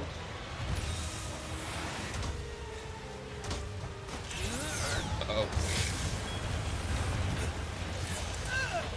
Here comes the pain!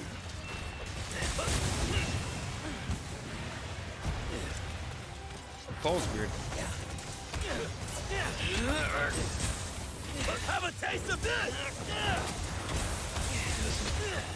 KO damage. Ow.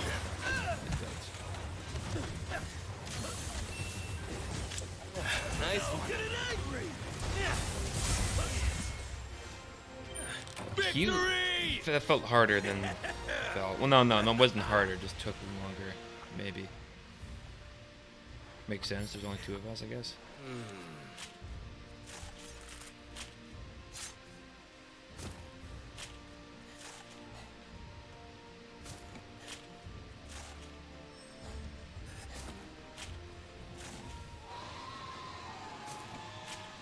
hard horns. I guess that's really common. I got 5 in a row.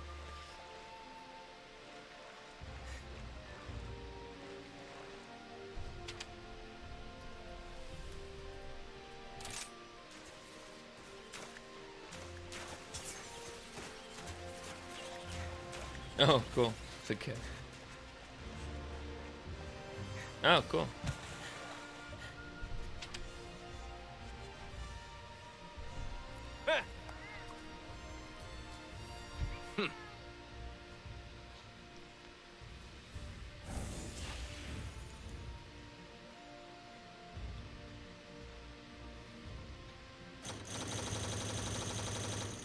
Swim competition.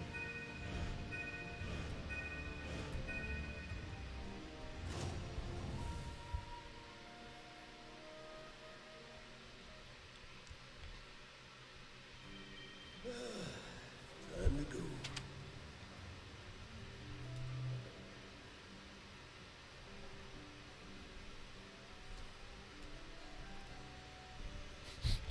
Just an oversimplified explanation.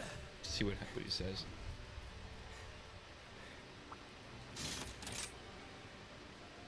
Shakura Magala.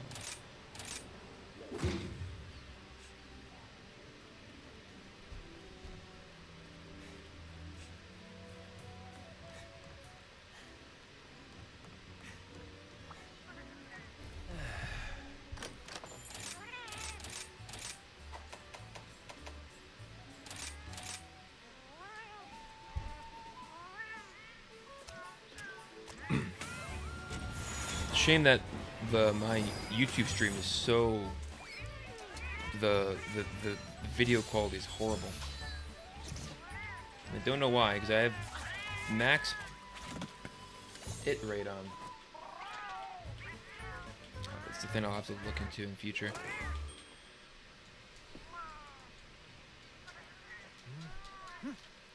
I can't skip for some reason.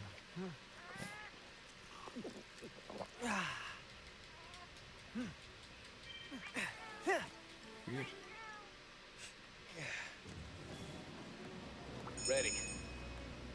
I'll be there in a It moment. could be hard. Oh, great. This is the most recent apparently. So I'm going to make sure I have a video up because I haven't listened to one in a while. Learn more about PTSD because I'm curious.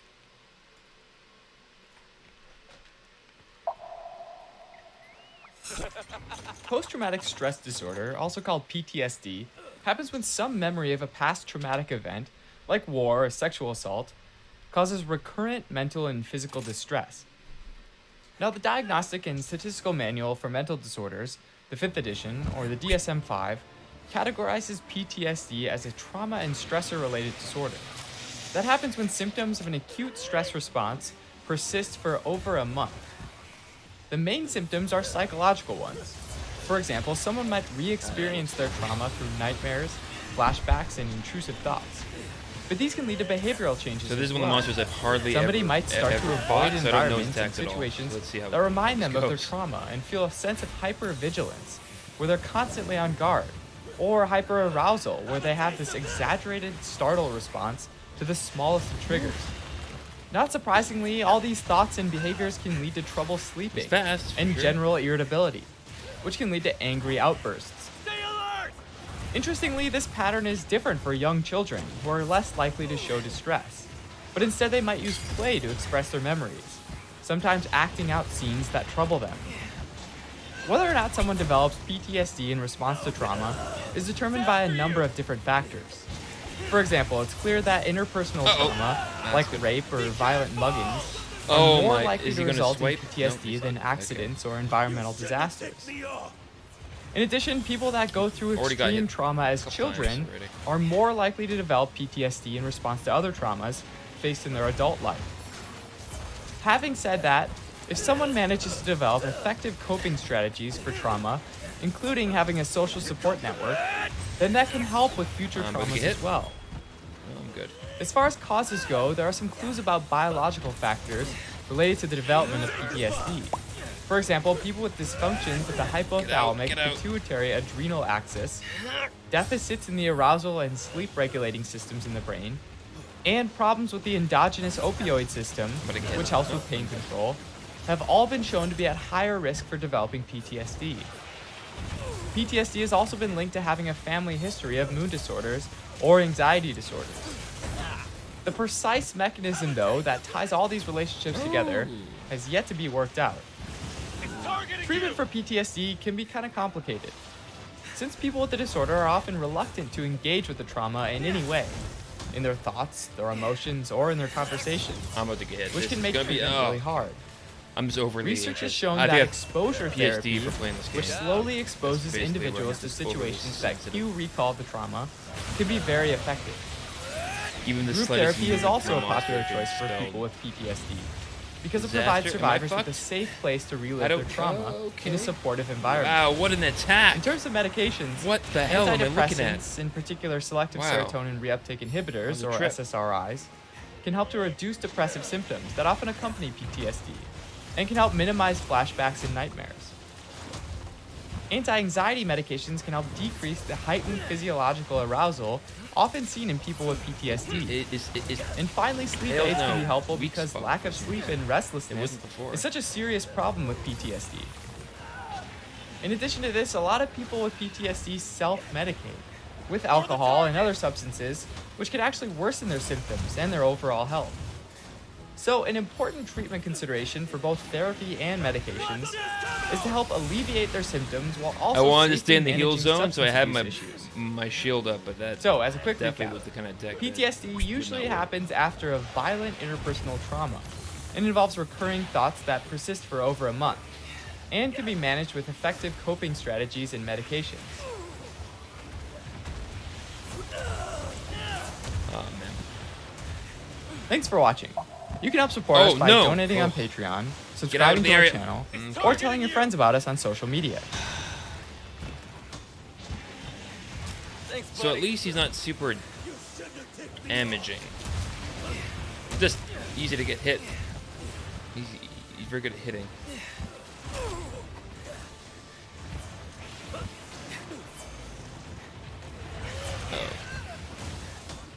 Toward the target!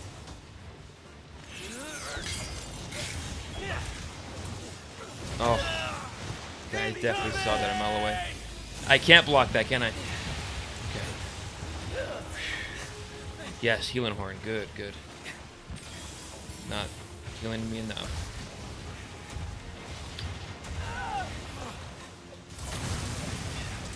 Oh, nice. Nice one. The way they drop down, all of them are dropping with a twist.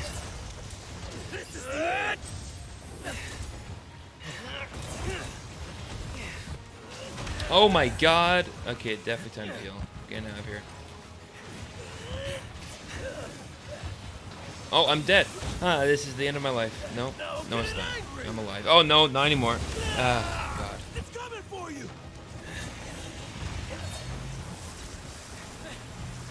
Any helpers? Work. I'm taking a risk by not just using the potion.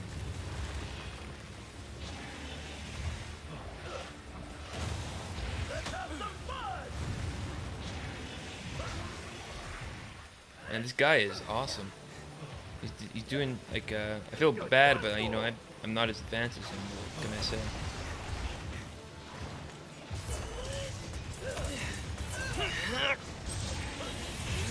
Have a taste of this. It's after you. I have a feeling it's nothing. Man, he's spazzing out. What's going on? Oh, I think he's stunned. I didn't see that effect.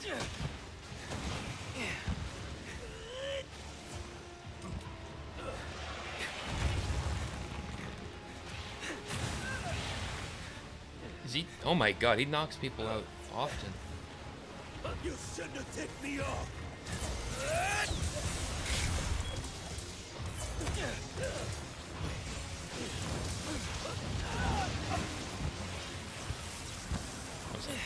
Okay.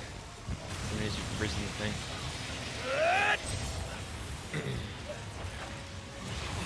Toward the target.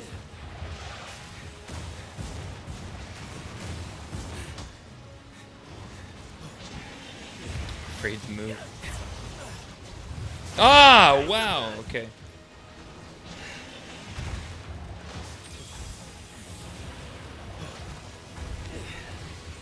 Shouldn't. The trick is, like, of course, knowing first, like the animations that telegraph the attacks, but it's harder than. Hey, this move is so crazy. It's after you.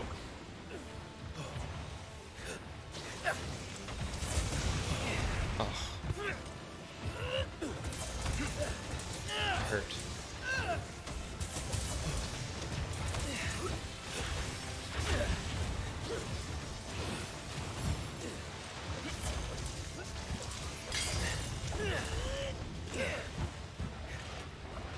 Oh, okay. I'm okay.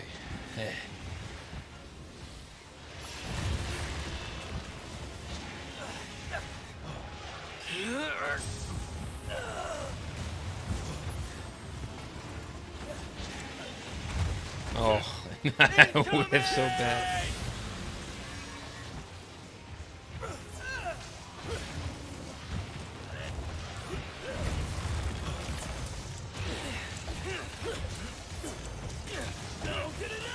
Oh shit! That really.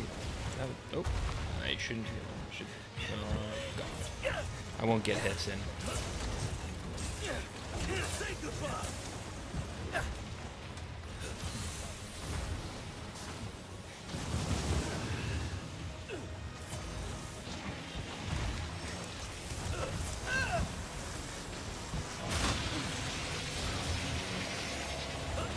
Oh shit! Some random stuff's flying. Oh god. Let's have some fun.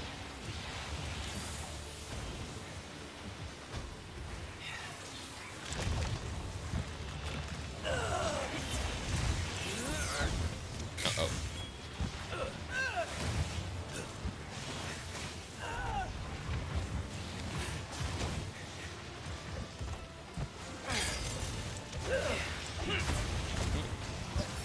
I'm in this area.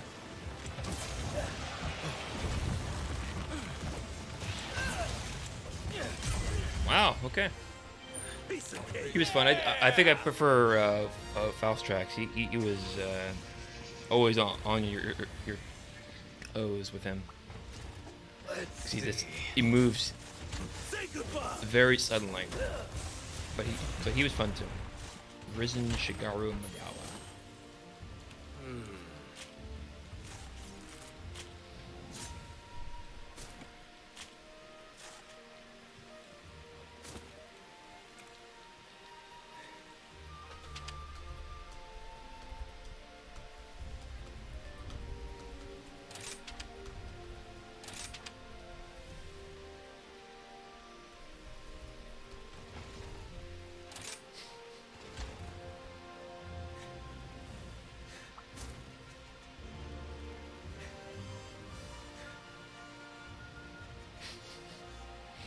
Let's see what he says.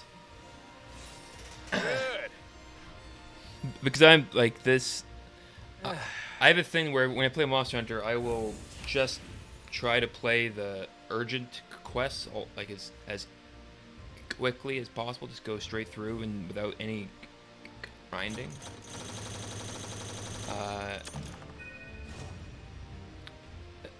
So I do wonder how much of it is skill on my own part and not just like help I'm getting from other people. Then again, obviously there's some skill in like remaining alive in the first place.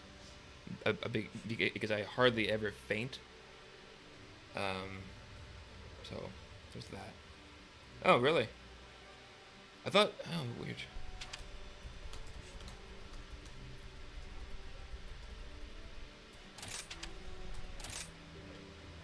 I thought it's faster than the others. Interesting. So for anyone who's watching, hello, I'm Udo Lupus. I stream both YouTube and Kick. The actual name of the channel is The Grand Campfire. It's all about being optimistic about playing video games, how healthy it can be, and also being optimistic about just life overall. Essentially, I still have to develop a really good idea or good sales itch on it, but yeah, if you ever want to say hi, I'm open for conversation. I'm also very happy with you just watching as well, either way. Just to give an overview. Also, I have a hammer, but it's not super severe. It's just it's like a hick. It's a very physical thing, but not really a mental thing at all. So flinch is out the wazoo. It is, but it offers counters galore. SAED does like 8k per, so flinch is out the silk binds make the game really trivial. Oh, interesting. Underused as fuck. Interesting.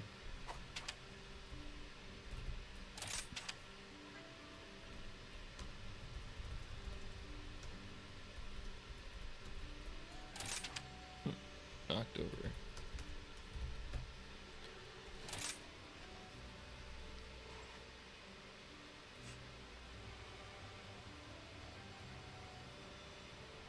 Counter into side.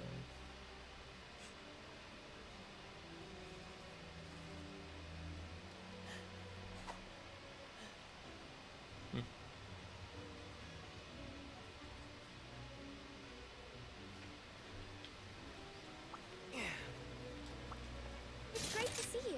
I don't have anything else to like. I'm happy with playing whatever requests he wants to play, to be honest. Come again.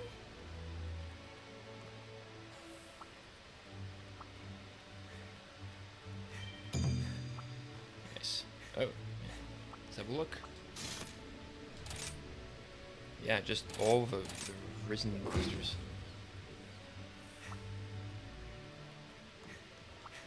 Teostra.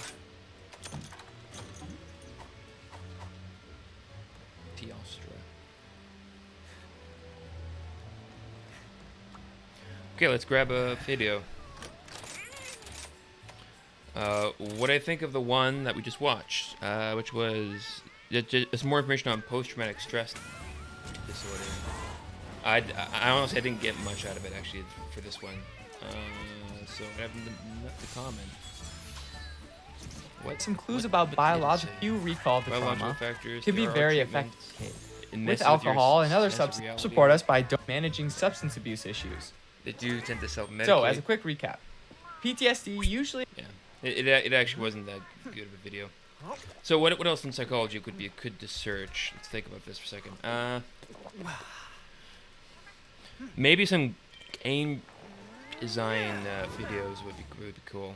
Like like UX psychology. That could be a good thing. Because I'm actually a game developer in real life, so I do that as a actual job. So I can maybe comment some more in that area. Say user research games. Running game user research studies. That's an hour. Oh my goodness. A primer to UI/UX for video games. Sure. So. Hi everybody. Thank you so much for joining me today, where I will be discussing best practices for designing user interfaces and experiences in video games development. For today's talk, I'll be covering 4 main points. The first one is who are you and I, the design process, tips and tricks, and my favorite, friendship is magic. But first, a little bit about me. Wow. Hi, I am Anissa Sanusi, and I am currently a senior UI designer at Roll7, and UI design is my passion. I have worked in the industry for about 9 years now, and I've worked on roughly 15 titles in that time. Wow. Anywhere from just the pitching stage and all the way up until release and live ops, and even some cancelled titles. Rest in peace, buddy. Being around for this long, I've been lucky enough to work on a bunch of different platforms, like the PS Vita, wow, and PC, and for a while, a lot of mobile games. Do you guys not have phones? Yeah, you guys. But currently, I'm on a cross-platform original IP slated for next-gen consoles, which means I get to design for controllers again. Hello, darkness, my old friend. She's stopping herself way too often. I'm fucked. The teams I've worked on have ranged from a small studio of 12 people, and I'm the only UI UX person, up to a company of, 500 people. And I'm in a team of several UI or UX specialists, including programmers. And within each job, there are varying degrees of expectations on what I'm supposed to do. I mean, biggest difference I'd say when you're working solo instead of in a team is something's then it's your own fault and you can't blame nobody else, so just then fix it. So anyway, the funny thing about UX, it's both a philosophy and a craft. So in a way, anybody could do it, right? So everybody should do it, right? Oh wow, we're getting some good hits in. Who are you and I? Defining your role and responsibilities. Okay, I'm gonna get a little bit existential here. Like, it's difficult for me to talk about UIX because it's such a nebulous role. There's a lot of variables at play, like how big is your studio, how big is your team, what are you making, are the people involved full-time or contracted, are you part of a design team, or are you part of the art team? Like, it's a lot, right? But see, bigger teams usually have the luxury of specialization. This is why AAA is so, detailed and specific in everything that they do, because you have a whole ass person doing just the one thing for like 3 years. Obviously, that thing's going to be very high quality, right? So due to the nature of smaller teams blurring the roles into one another, it's really important to establish clear responsibilities with the team early on, like from the start. Smaller teams definitely iterate faster, and the UI UX person will most likely be like overworked and spread really thin, supporting multiple features at different stages of its life cycle. I do have a tip for this, which is called assigning people as owners, stakeholders, and gatekeepers, but a little bit more on that later. Basically, you are not a unicorn, no matter how much you wish you are. A unicorn is someone who does it all. UI design, UX design, user research, game design, animation, code, blah, blah, blah, blah. Like, no. That's a one-way ticket to Imposter Syndrome City in Burnout Paradise. You do not need that kind of pressure on you. Yes, you can wear multiple hats, but you're not meant to wear all of them. Have this conversation with your team really early. Let it be at the conception of your studio or at the point when you're interviewing for one, The worst experience I've had is always when me or my boss or my colleagues don't know what my job is, and our expectations are not aligned. That's where a lot of conflict comes from. So have some clarity from the get-go. Defining who you are is only half of the coin. The other half is defining your process. The design process, finding what suits you and your game. If you want better results, then forget about setting goals. Focus on your system instead. This is a really good quote from one of my favorite books called Atomic Habits. It's about building up habits that will stick with you for life. Results have very little to do with the goals that you set and nearly everything to do with the systems that you follow. Like, for example, if you're a coach, your goal might be to win a championship. So your system is the way you recruit players, manage your assistant coaches, and conduct your practice. And if you're a musician, your goal might be to play a new piece. So your system is how often you practice, how you break down and tackle difficult measures, and your method of receiving feedback from your instructor, right? But what if you're a game developer? Your goal might be to build a good game. Your system is how you test game ideas, iterate on them, and validate your ideas. Does that sound familiar? Because that's basically what UI and UX is. So why is it the way you work any different from the very thing that you're creating? Like that, basically. I'm just getting comfortable here. We can sum up the design process like this. Defining core pillars, going down ideation and researching, designing, concepting, and prototyping. You test and iterate that, and if it's all okay, you implement it, and if that's all okay, test and iterate it again and again and again, and then finally, maybe you ship it. Maybe. Okay, this is really important to set out from the get-go. Decide on what your core pillars are of your game. You can have different core pillars for several situations, but in your case, as the person who is in between art and design, you want to be clear on what is a design pillar and what is an art and visual pillar. These values function as a high-level view of the game to spot issues across different features. You're going to be doing a lot of screens and doing a lot of different situations, but you want to make sure that each one of those is cohesive. For example, let's say your game has 3 pillars, which is light fantasy, humorous, and optimistic. So these are quite, again, these are values. These aren't like strict things, like let's say, it has to be blue. I mean, that could be one of your style guides things where, your main theme is blue or whatever. But does the color blue, show optimism? Is it light fantasy? Up to you to decide. Is it on brand or not? If all of these core pillars are decided from the start, and everybody's on board, then you should always go back to refer to it to make sure everything that you create afterwards follow that. When you're a UI UX person, you'd want to have a really good design system set in place. A design system is a collection of reusable components guided by clear standards that can be assembled together to build any number of applications.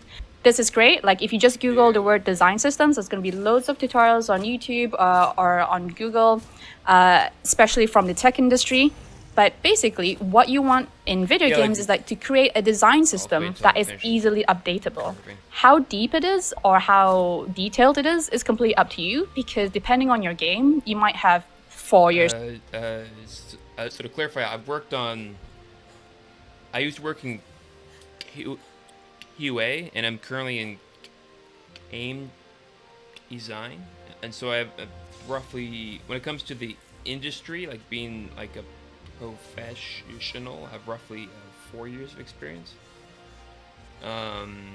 However, beforehand I went to school, worked on small indie projects, which I don't call official, like professional experience. But in my experience, probably the pillars aren't determined, at least in my company, they aren't determined by people who are in UX or UI. Usually that's very much a creative direction thing, because and that makes sense, because I think UX people are more you see what you aim at, and so UX people are concerned about finding ways to implement their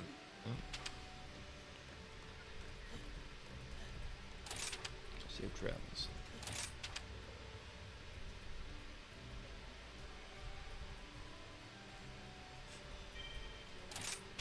Oh, he's gone. You're gonna need a bigger boat. What? You're gonna need that was his last. You're gonna need a bigger.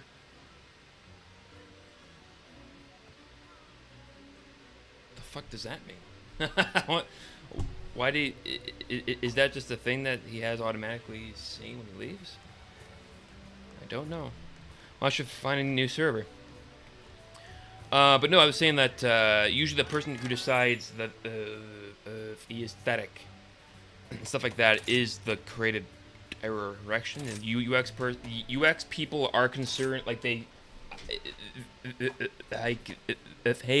their job is to be in line with the vision of the game. Every designer has that, but they shouldn't be conceiving the main pillars of the game. That's the main thing I'm saying. Sin. Let's go. MR5. So maybe I'll be helping these people out rather than. But you know what? I'm having fun. I'll just. Now, do I want to help? Good question. Oh, he said nice to meet you. He's friendly. I guess. Yeah, okay. I'll help.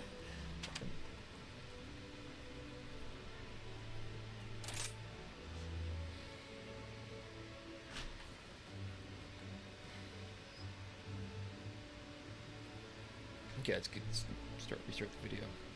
To make it. Some games, you have literally 6 months. I don't know why you're doing that to yourself. Oh my god. Really, the UI will change a lot, and you will iterate a lot. Like, a lot. So when you have a design system set in place, you can abstract from it a style guide. A design system is meant to be like a living document that you expect to slowly mold and change during the course of development. Whereas a style guide acts a bit more of a snapshot of whatever people agreed the product should look at that point. If you want to learn more about the best way to document your work that is purposefully useful to other people on your team, I highly suggest watching this talk by Liz England on the GDC YouTube channel. You want documentation where people can act on them. So you, as the UI UX designer, will use these documents to make consistent design decisions. You might need a different document during handover to your engineers, which will cover more about behavior and different what-if states. Create documents based on who's using it.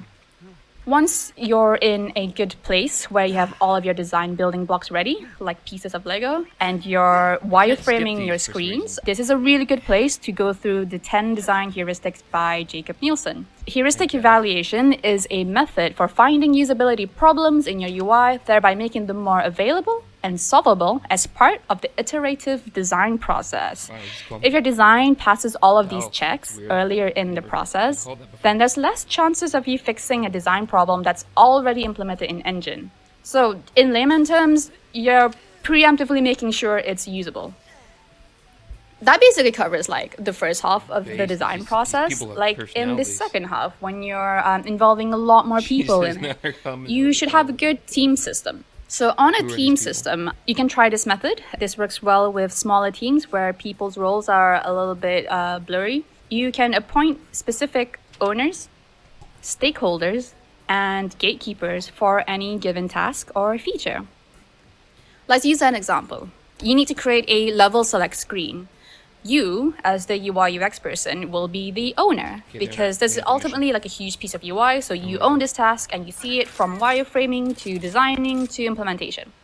Stakeholders are everyone else involved in supporting you to get this task done, like a programmer. It's important to assign at least one person to this because this is really helpful if your team doesn't have a dedicated programmer, as you'll know you're working with who for which feature and when, and you might need another artist with you. So this could be a 3D artist, a concept artist, or a tech artist. This depends on how fancy your screen is, right? So only you know what you need for that screen. Do you need a 3D artist to supply you with a model?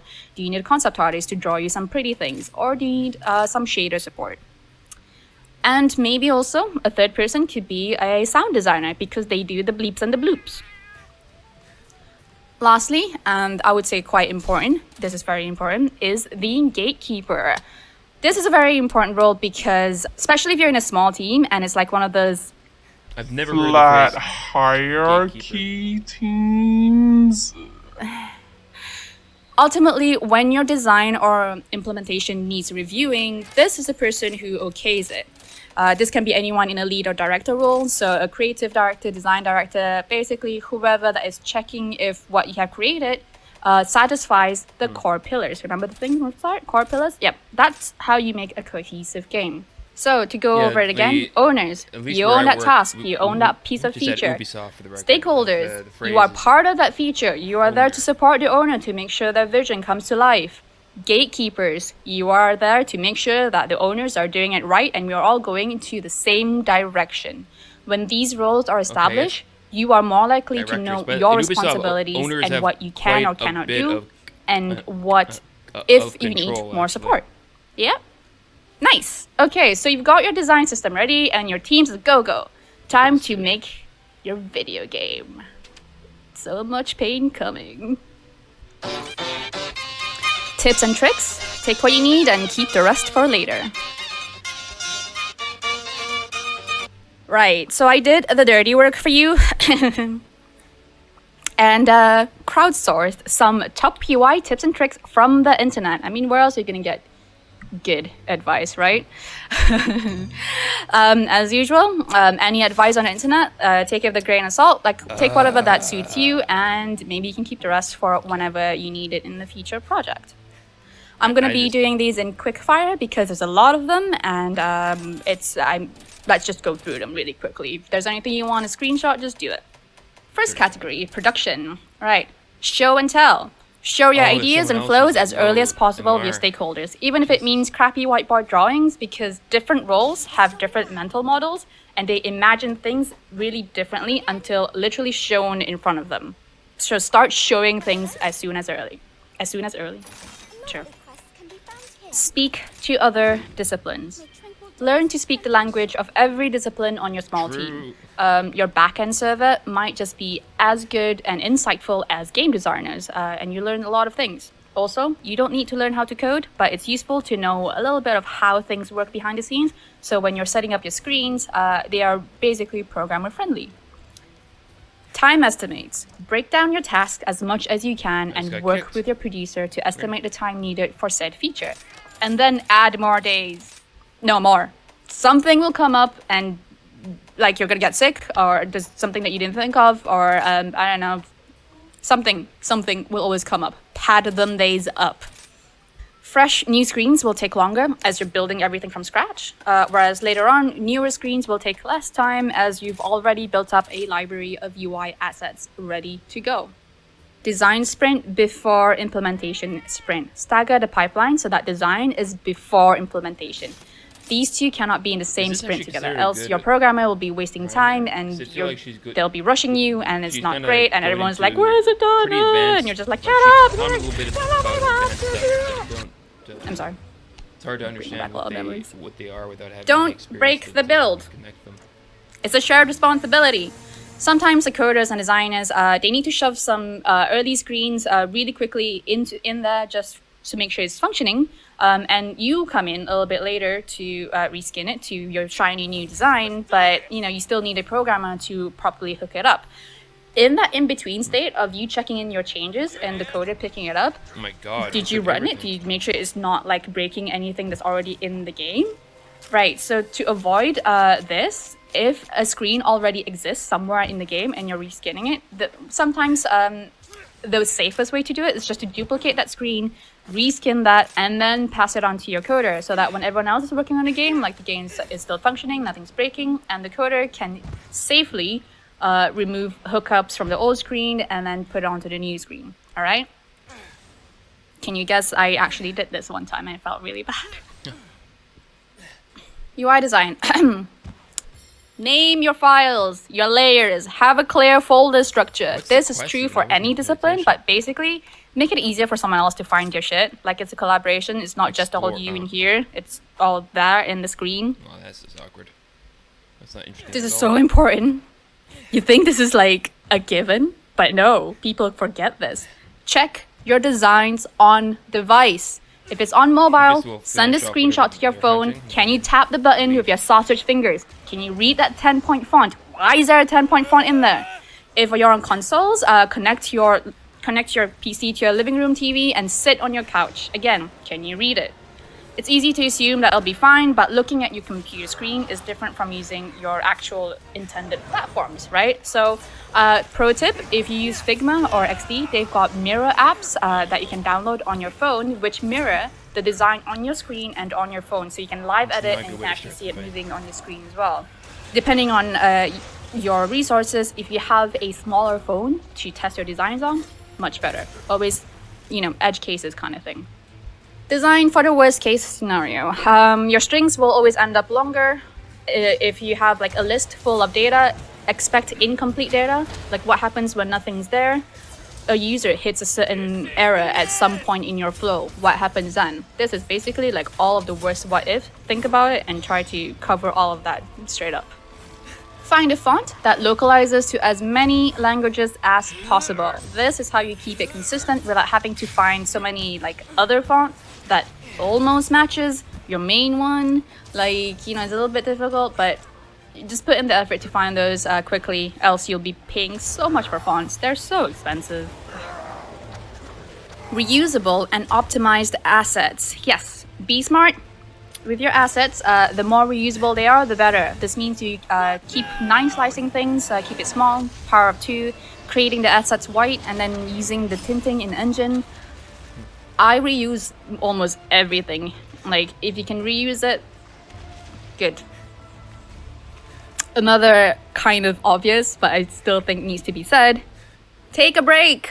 You've been staring at design for too long. Take a break and do a different task. Come back to this with a fresh pair of eyes, and you will just see everything that's off of it. Honestly, staring at something for a whole day, you're just going to be blind to certain things. I don't take as many breaks as other people, but I don't see how you can take more than I already UX design. do almost. So it's a good question. I wish there was more research. Don't reinvent the wheel.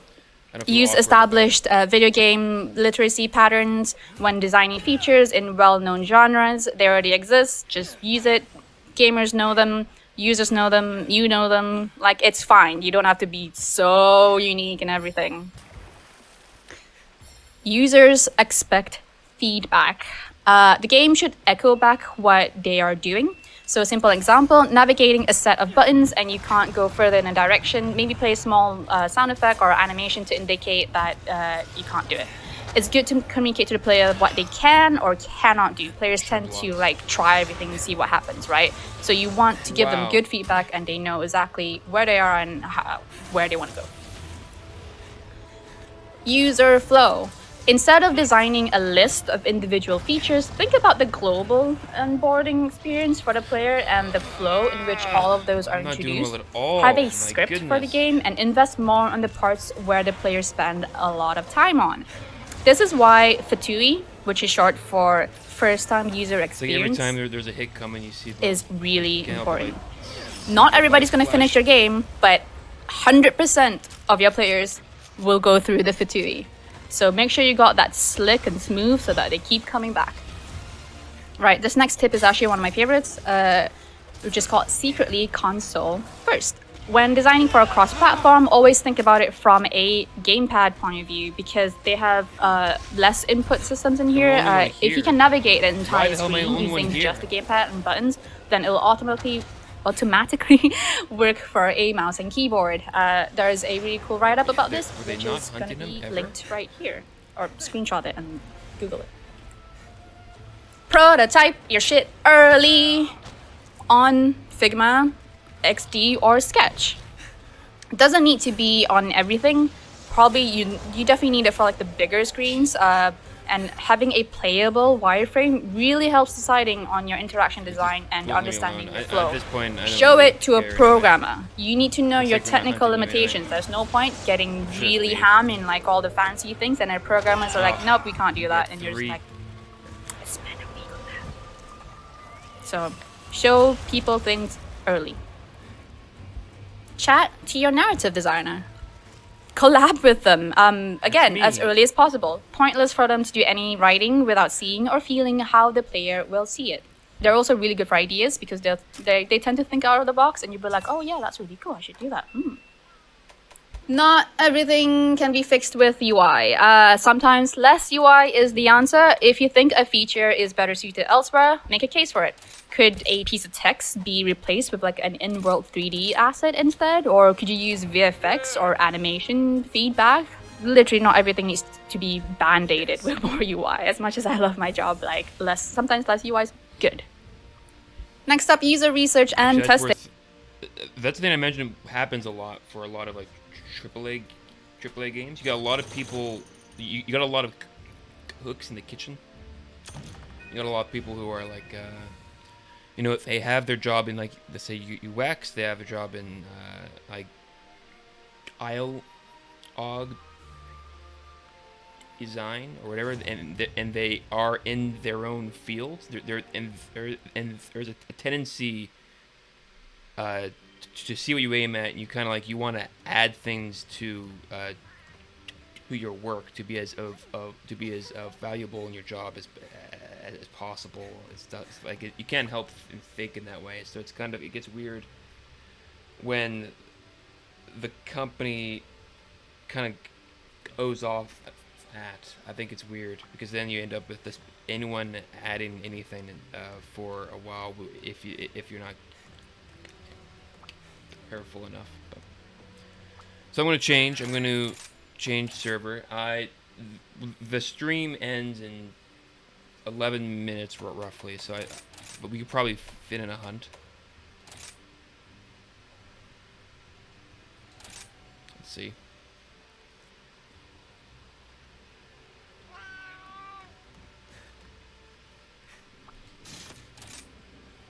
Matsu, yeah, sure.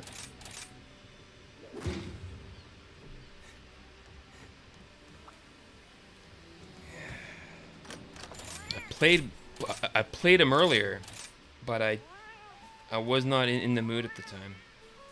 Actually, I'm glad I you know, like after playing for a bit, I got myself out of the funk I was in. It's nice. Which is one cool thing about video games, right? It's just that's you can spend your entire afternoon. It's almost a guarantee you're having fun. At least for me, usually that's pretty consistent. It's just the big question is finding time for it. Just didn't mean to do that.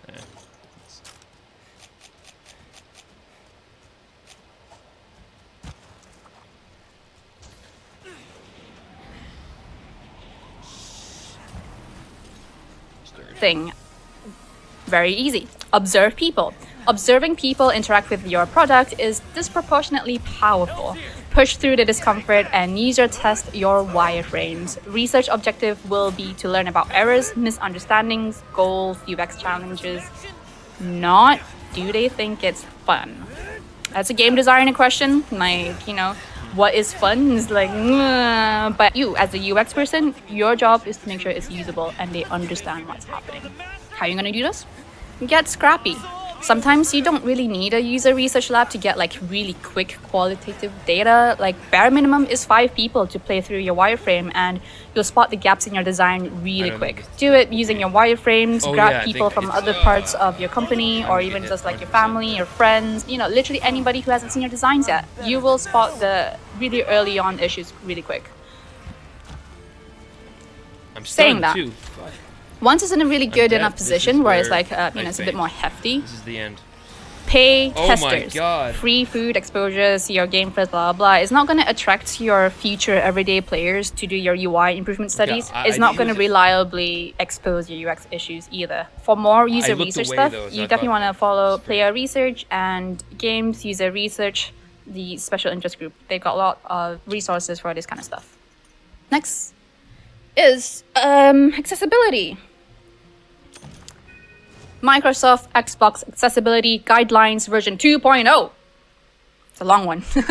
Designing around these guidelines or similar from the very beginning of production will save a lot of very, very painful reworking later down the road. Look this up on the internet. They've updated it recently. It's a very good start for anything. Get a consultant. Remember that anyone can research, but the more important the question to the business, the more important it is to reduce risk by bringing in a professional. So you'd want to pay an accessibility consultant to make sure the game is accessible. This one is pretty easy. Not just color. Never rely on anything for just using just the color to convey important information. Use multiple routes of conveying said information. A lot of people are colorblind, and a lot of people just don't pay attention. So. Remapping key binding options. Players with accessibility issues will thank you, and you won't lose a ton of potential players who try your demo and find it unplayable because it's hard-coded to WASD and their keyboard has a completely different layout. Think global. Next up, UI text scaler. Let them make their UI text bigger. Nope, bigger than that. Bigger than that. Oh yeah. Cool. And the final category, localization. Use the W with method. Using the W's to gauge just how much space is available for your text, your localizer can use it as a guide when translating. Different languages have different letter counts, and not giving them any guidance will lead to a lot of wasted time of like trial and error. Like, does this fit? Does that fit? It's longer, shorter? Just go with this. Give extra space. Yes, we've mentioned it before. Strings will always end up longer than you expect. So you want to preemptive that with dynamic text, dynamic boxes, or just having loads of negative space. Double your negative space. Just double it. Translations are broken until confirmed not. There's the golden rule. If you cannot read a language, assume your current implementation of it is broken until someone who can read it tells you it's not broken. Yeah? Next one. Hi. Okay, I'm stopping. So yeah, my opinion. Yeah, I feel like she's saying like a bunch of I feel like all these would be helpful for someone who is educated in UI or UX, but doesn't have AAA experience. So like they have heard of sprints, they have an idea of what the UX job is, like what it means to make a screen, all that stuff, and all the stuff she's going into is more like of how to work in a large team. That's her thing. That's what appears to be what this video is about. I'm going to leave. I'm sorry, my man. Thank you for joining, but I'm leaving. Oh my god, I got a full crew. I'm sorry. I have to leave. It's almost time for you to leave.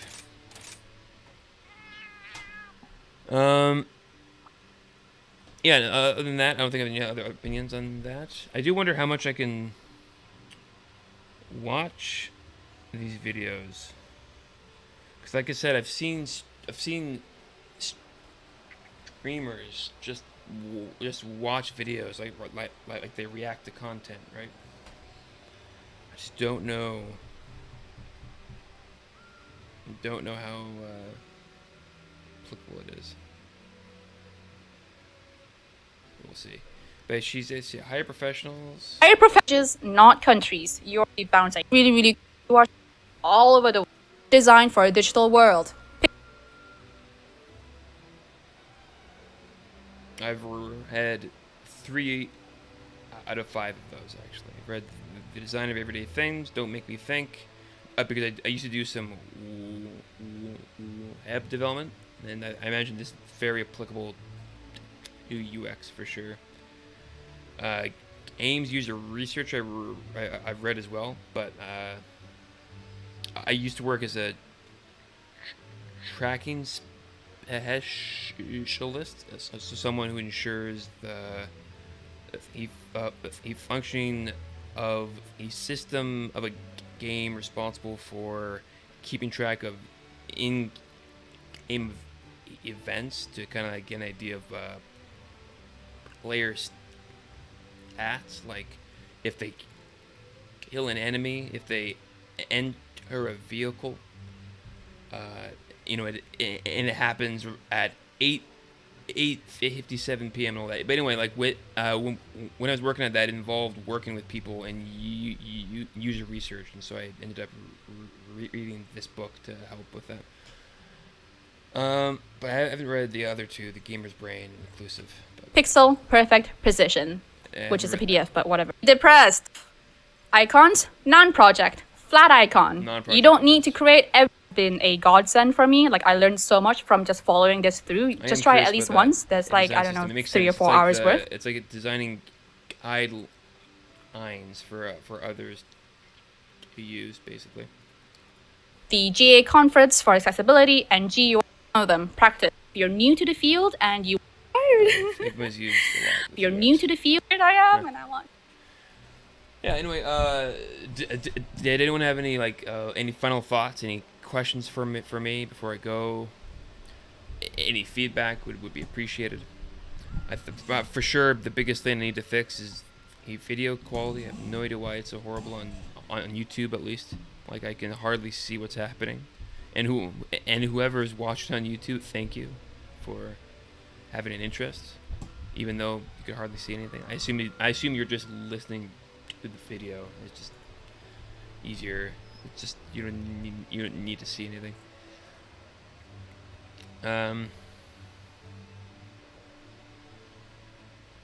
Yeah, I think it was a good stream. I had fun. But I think I might as well head out. I hope you guys have an awesome evening. Goodbye.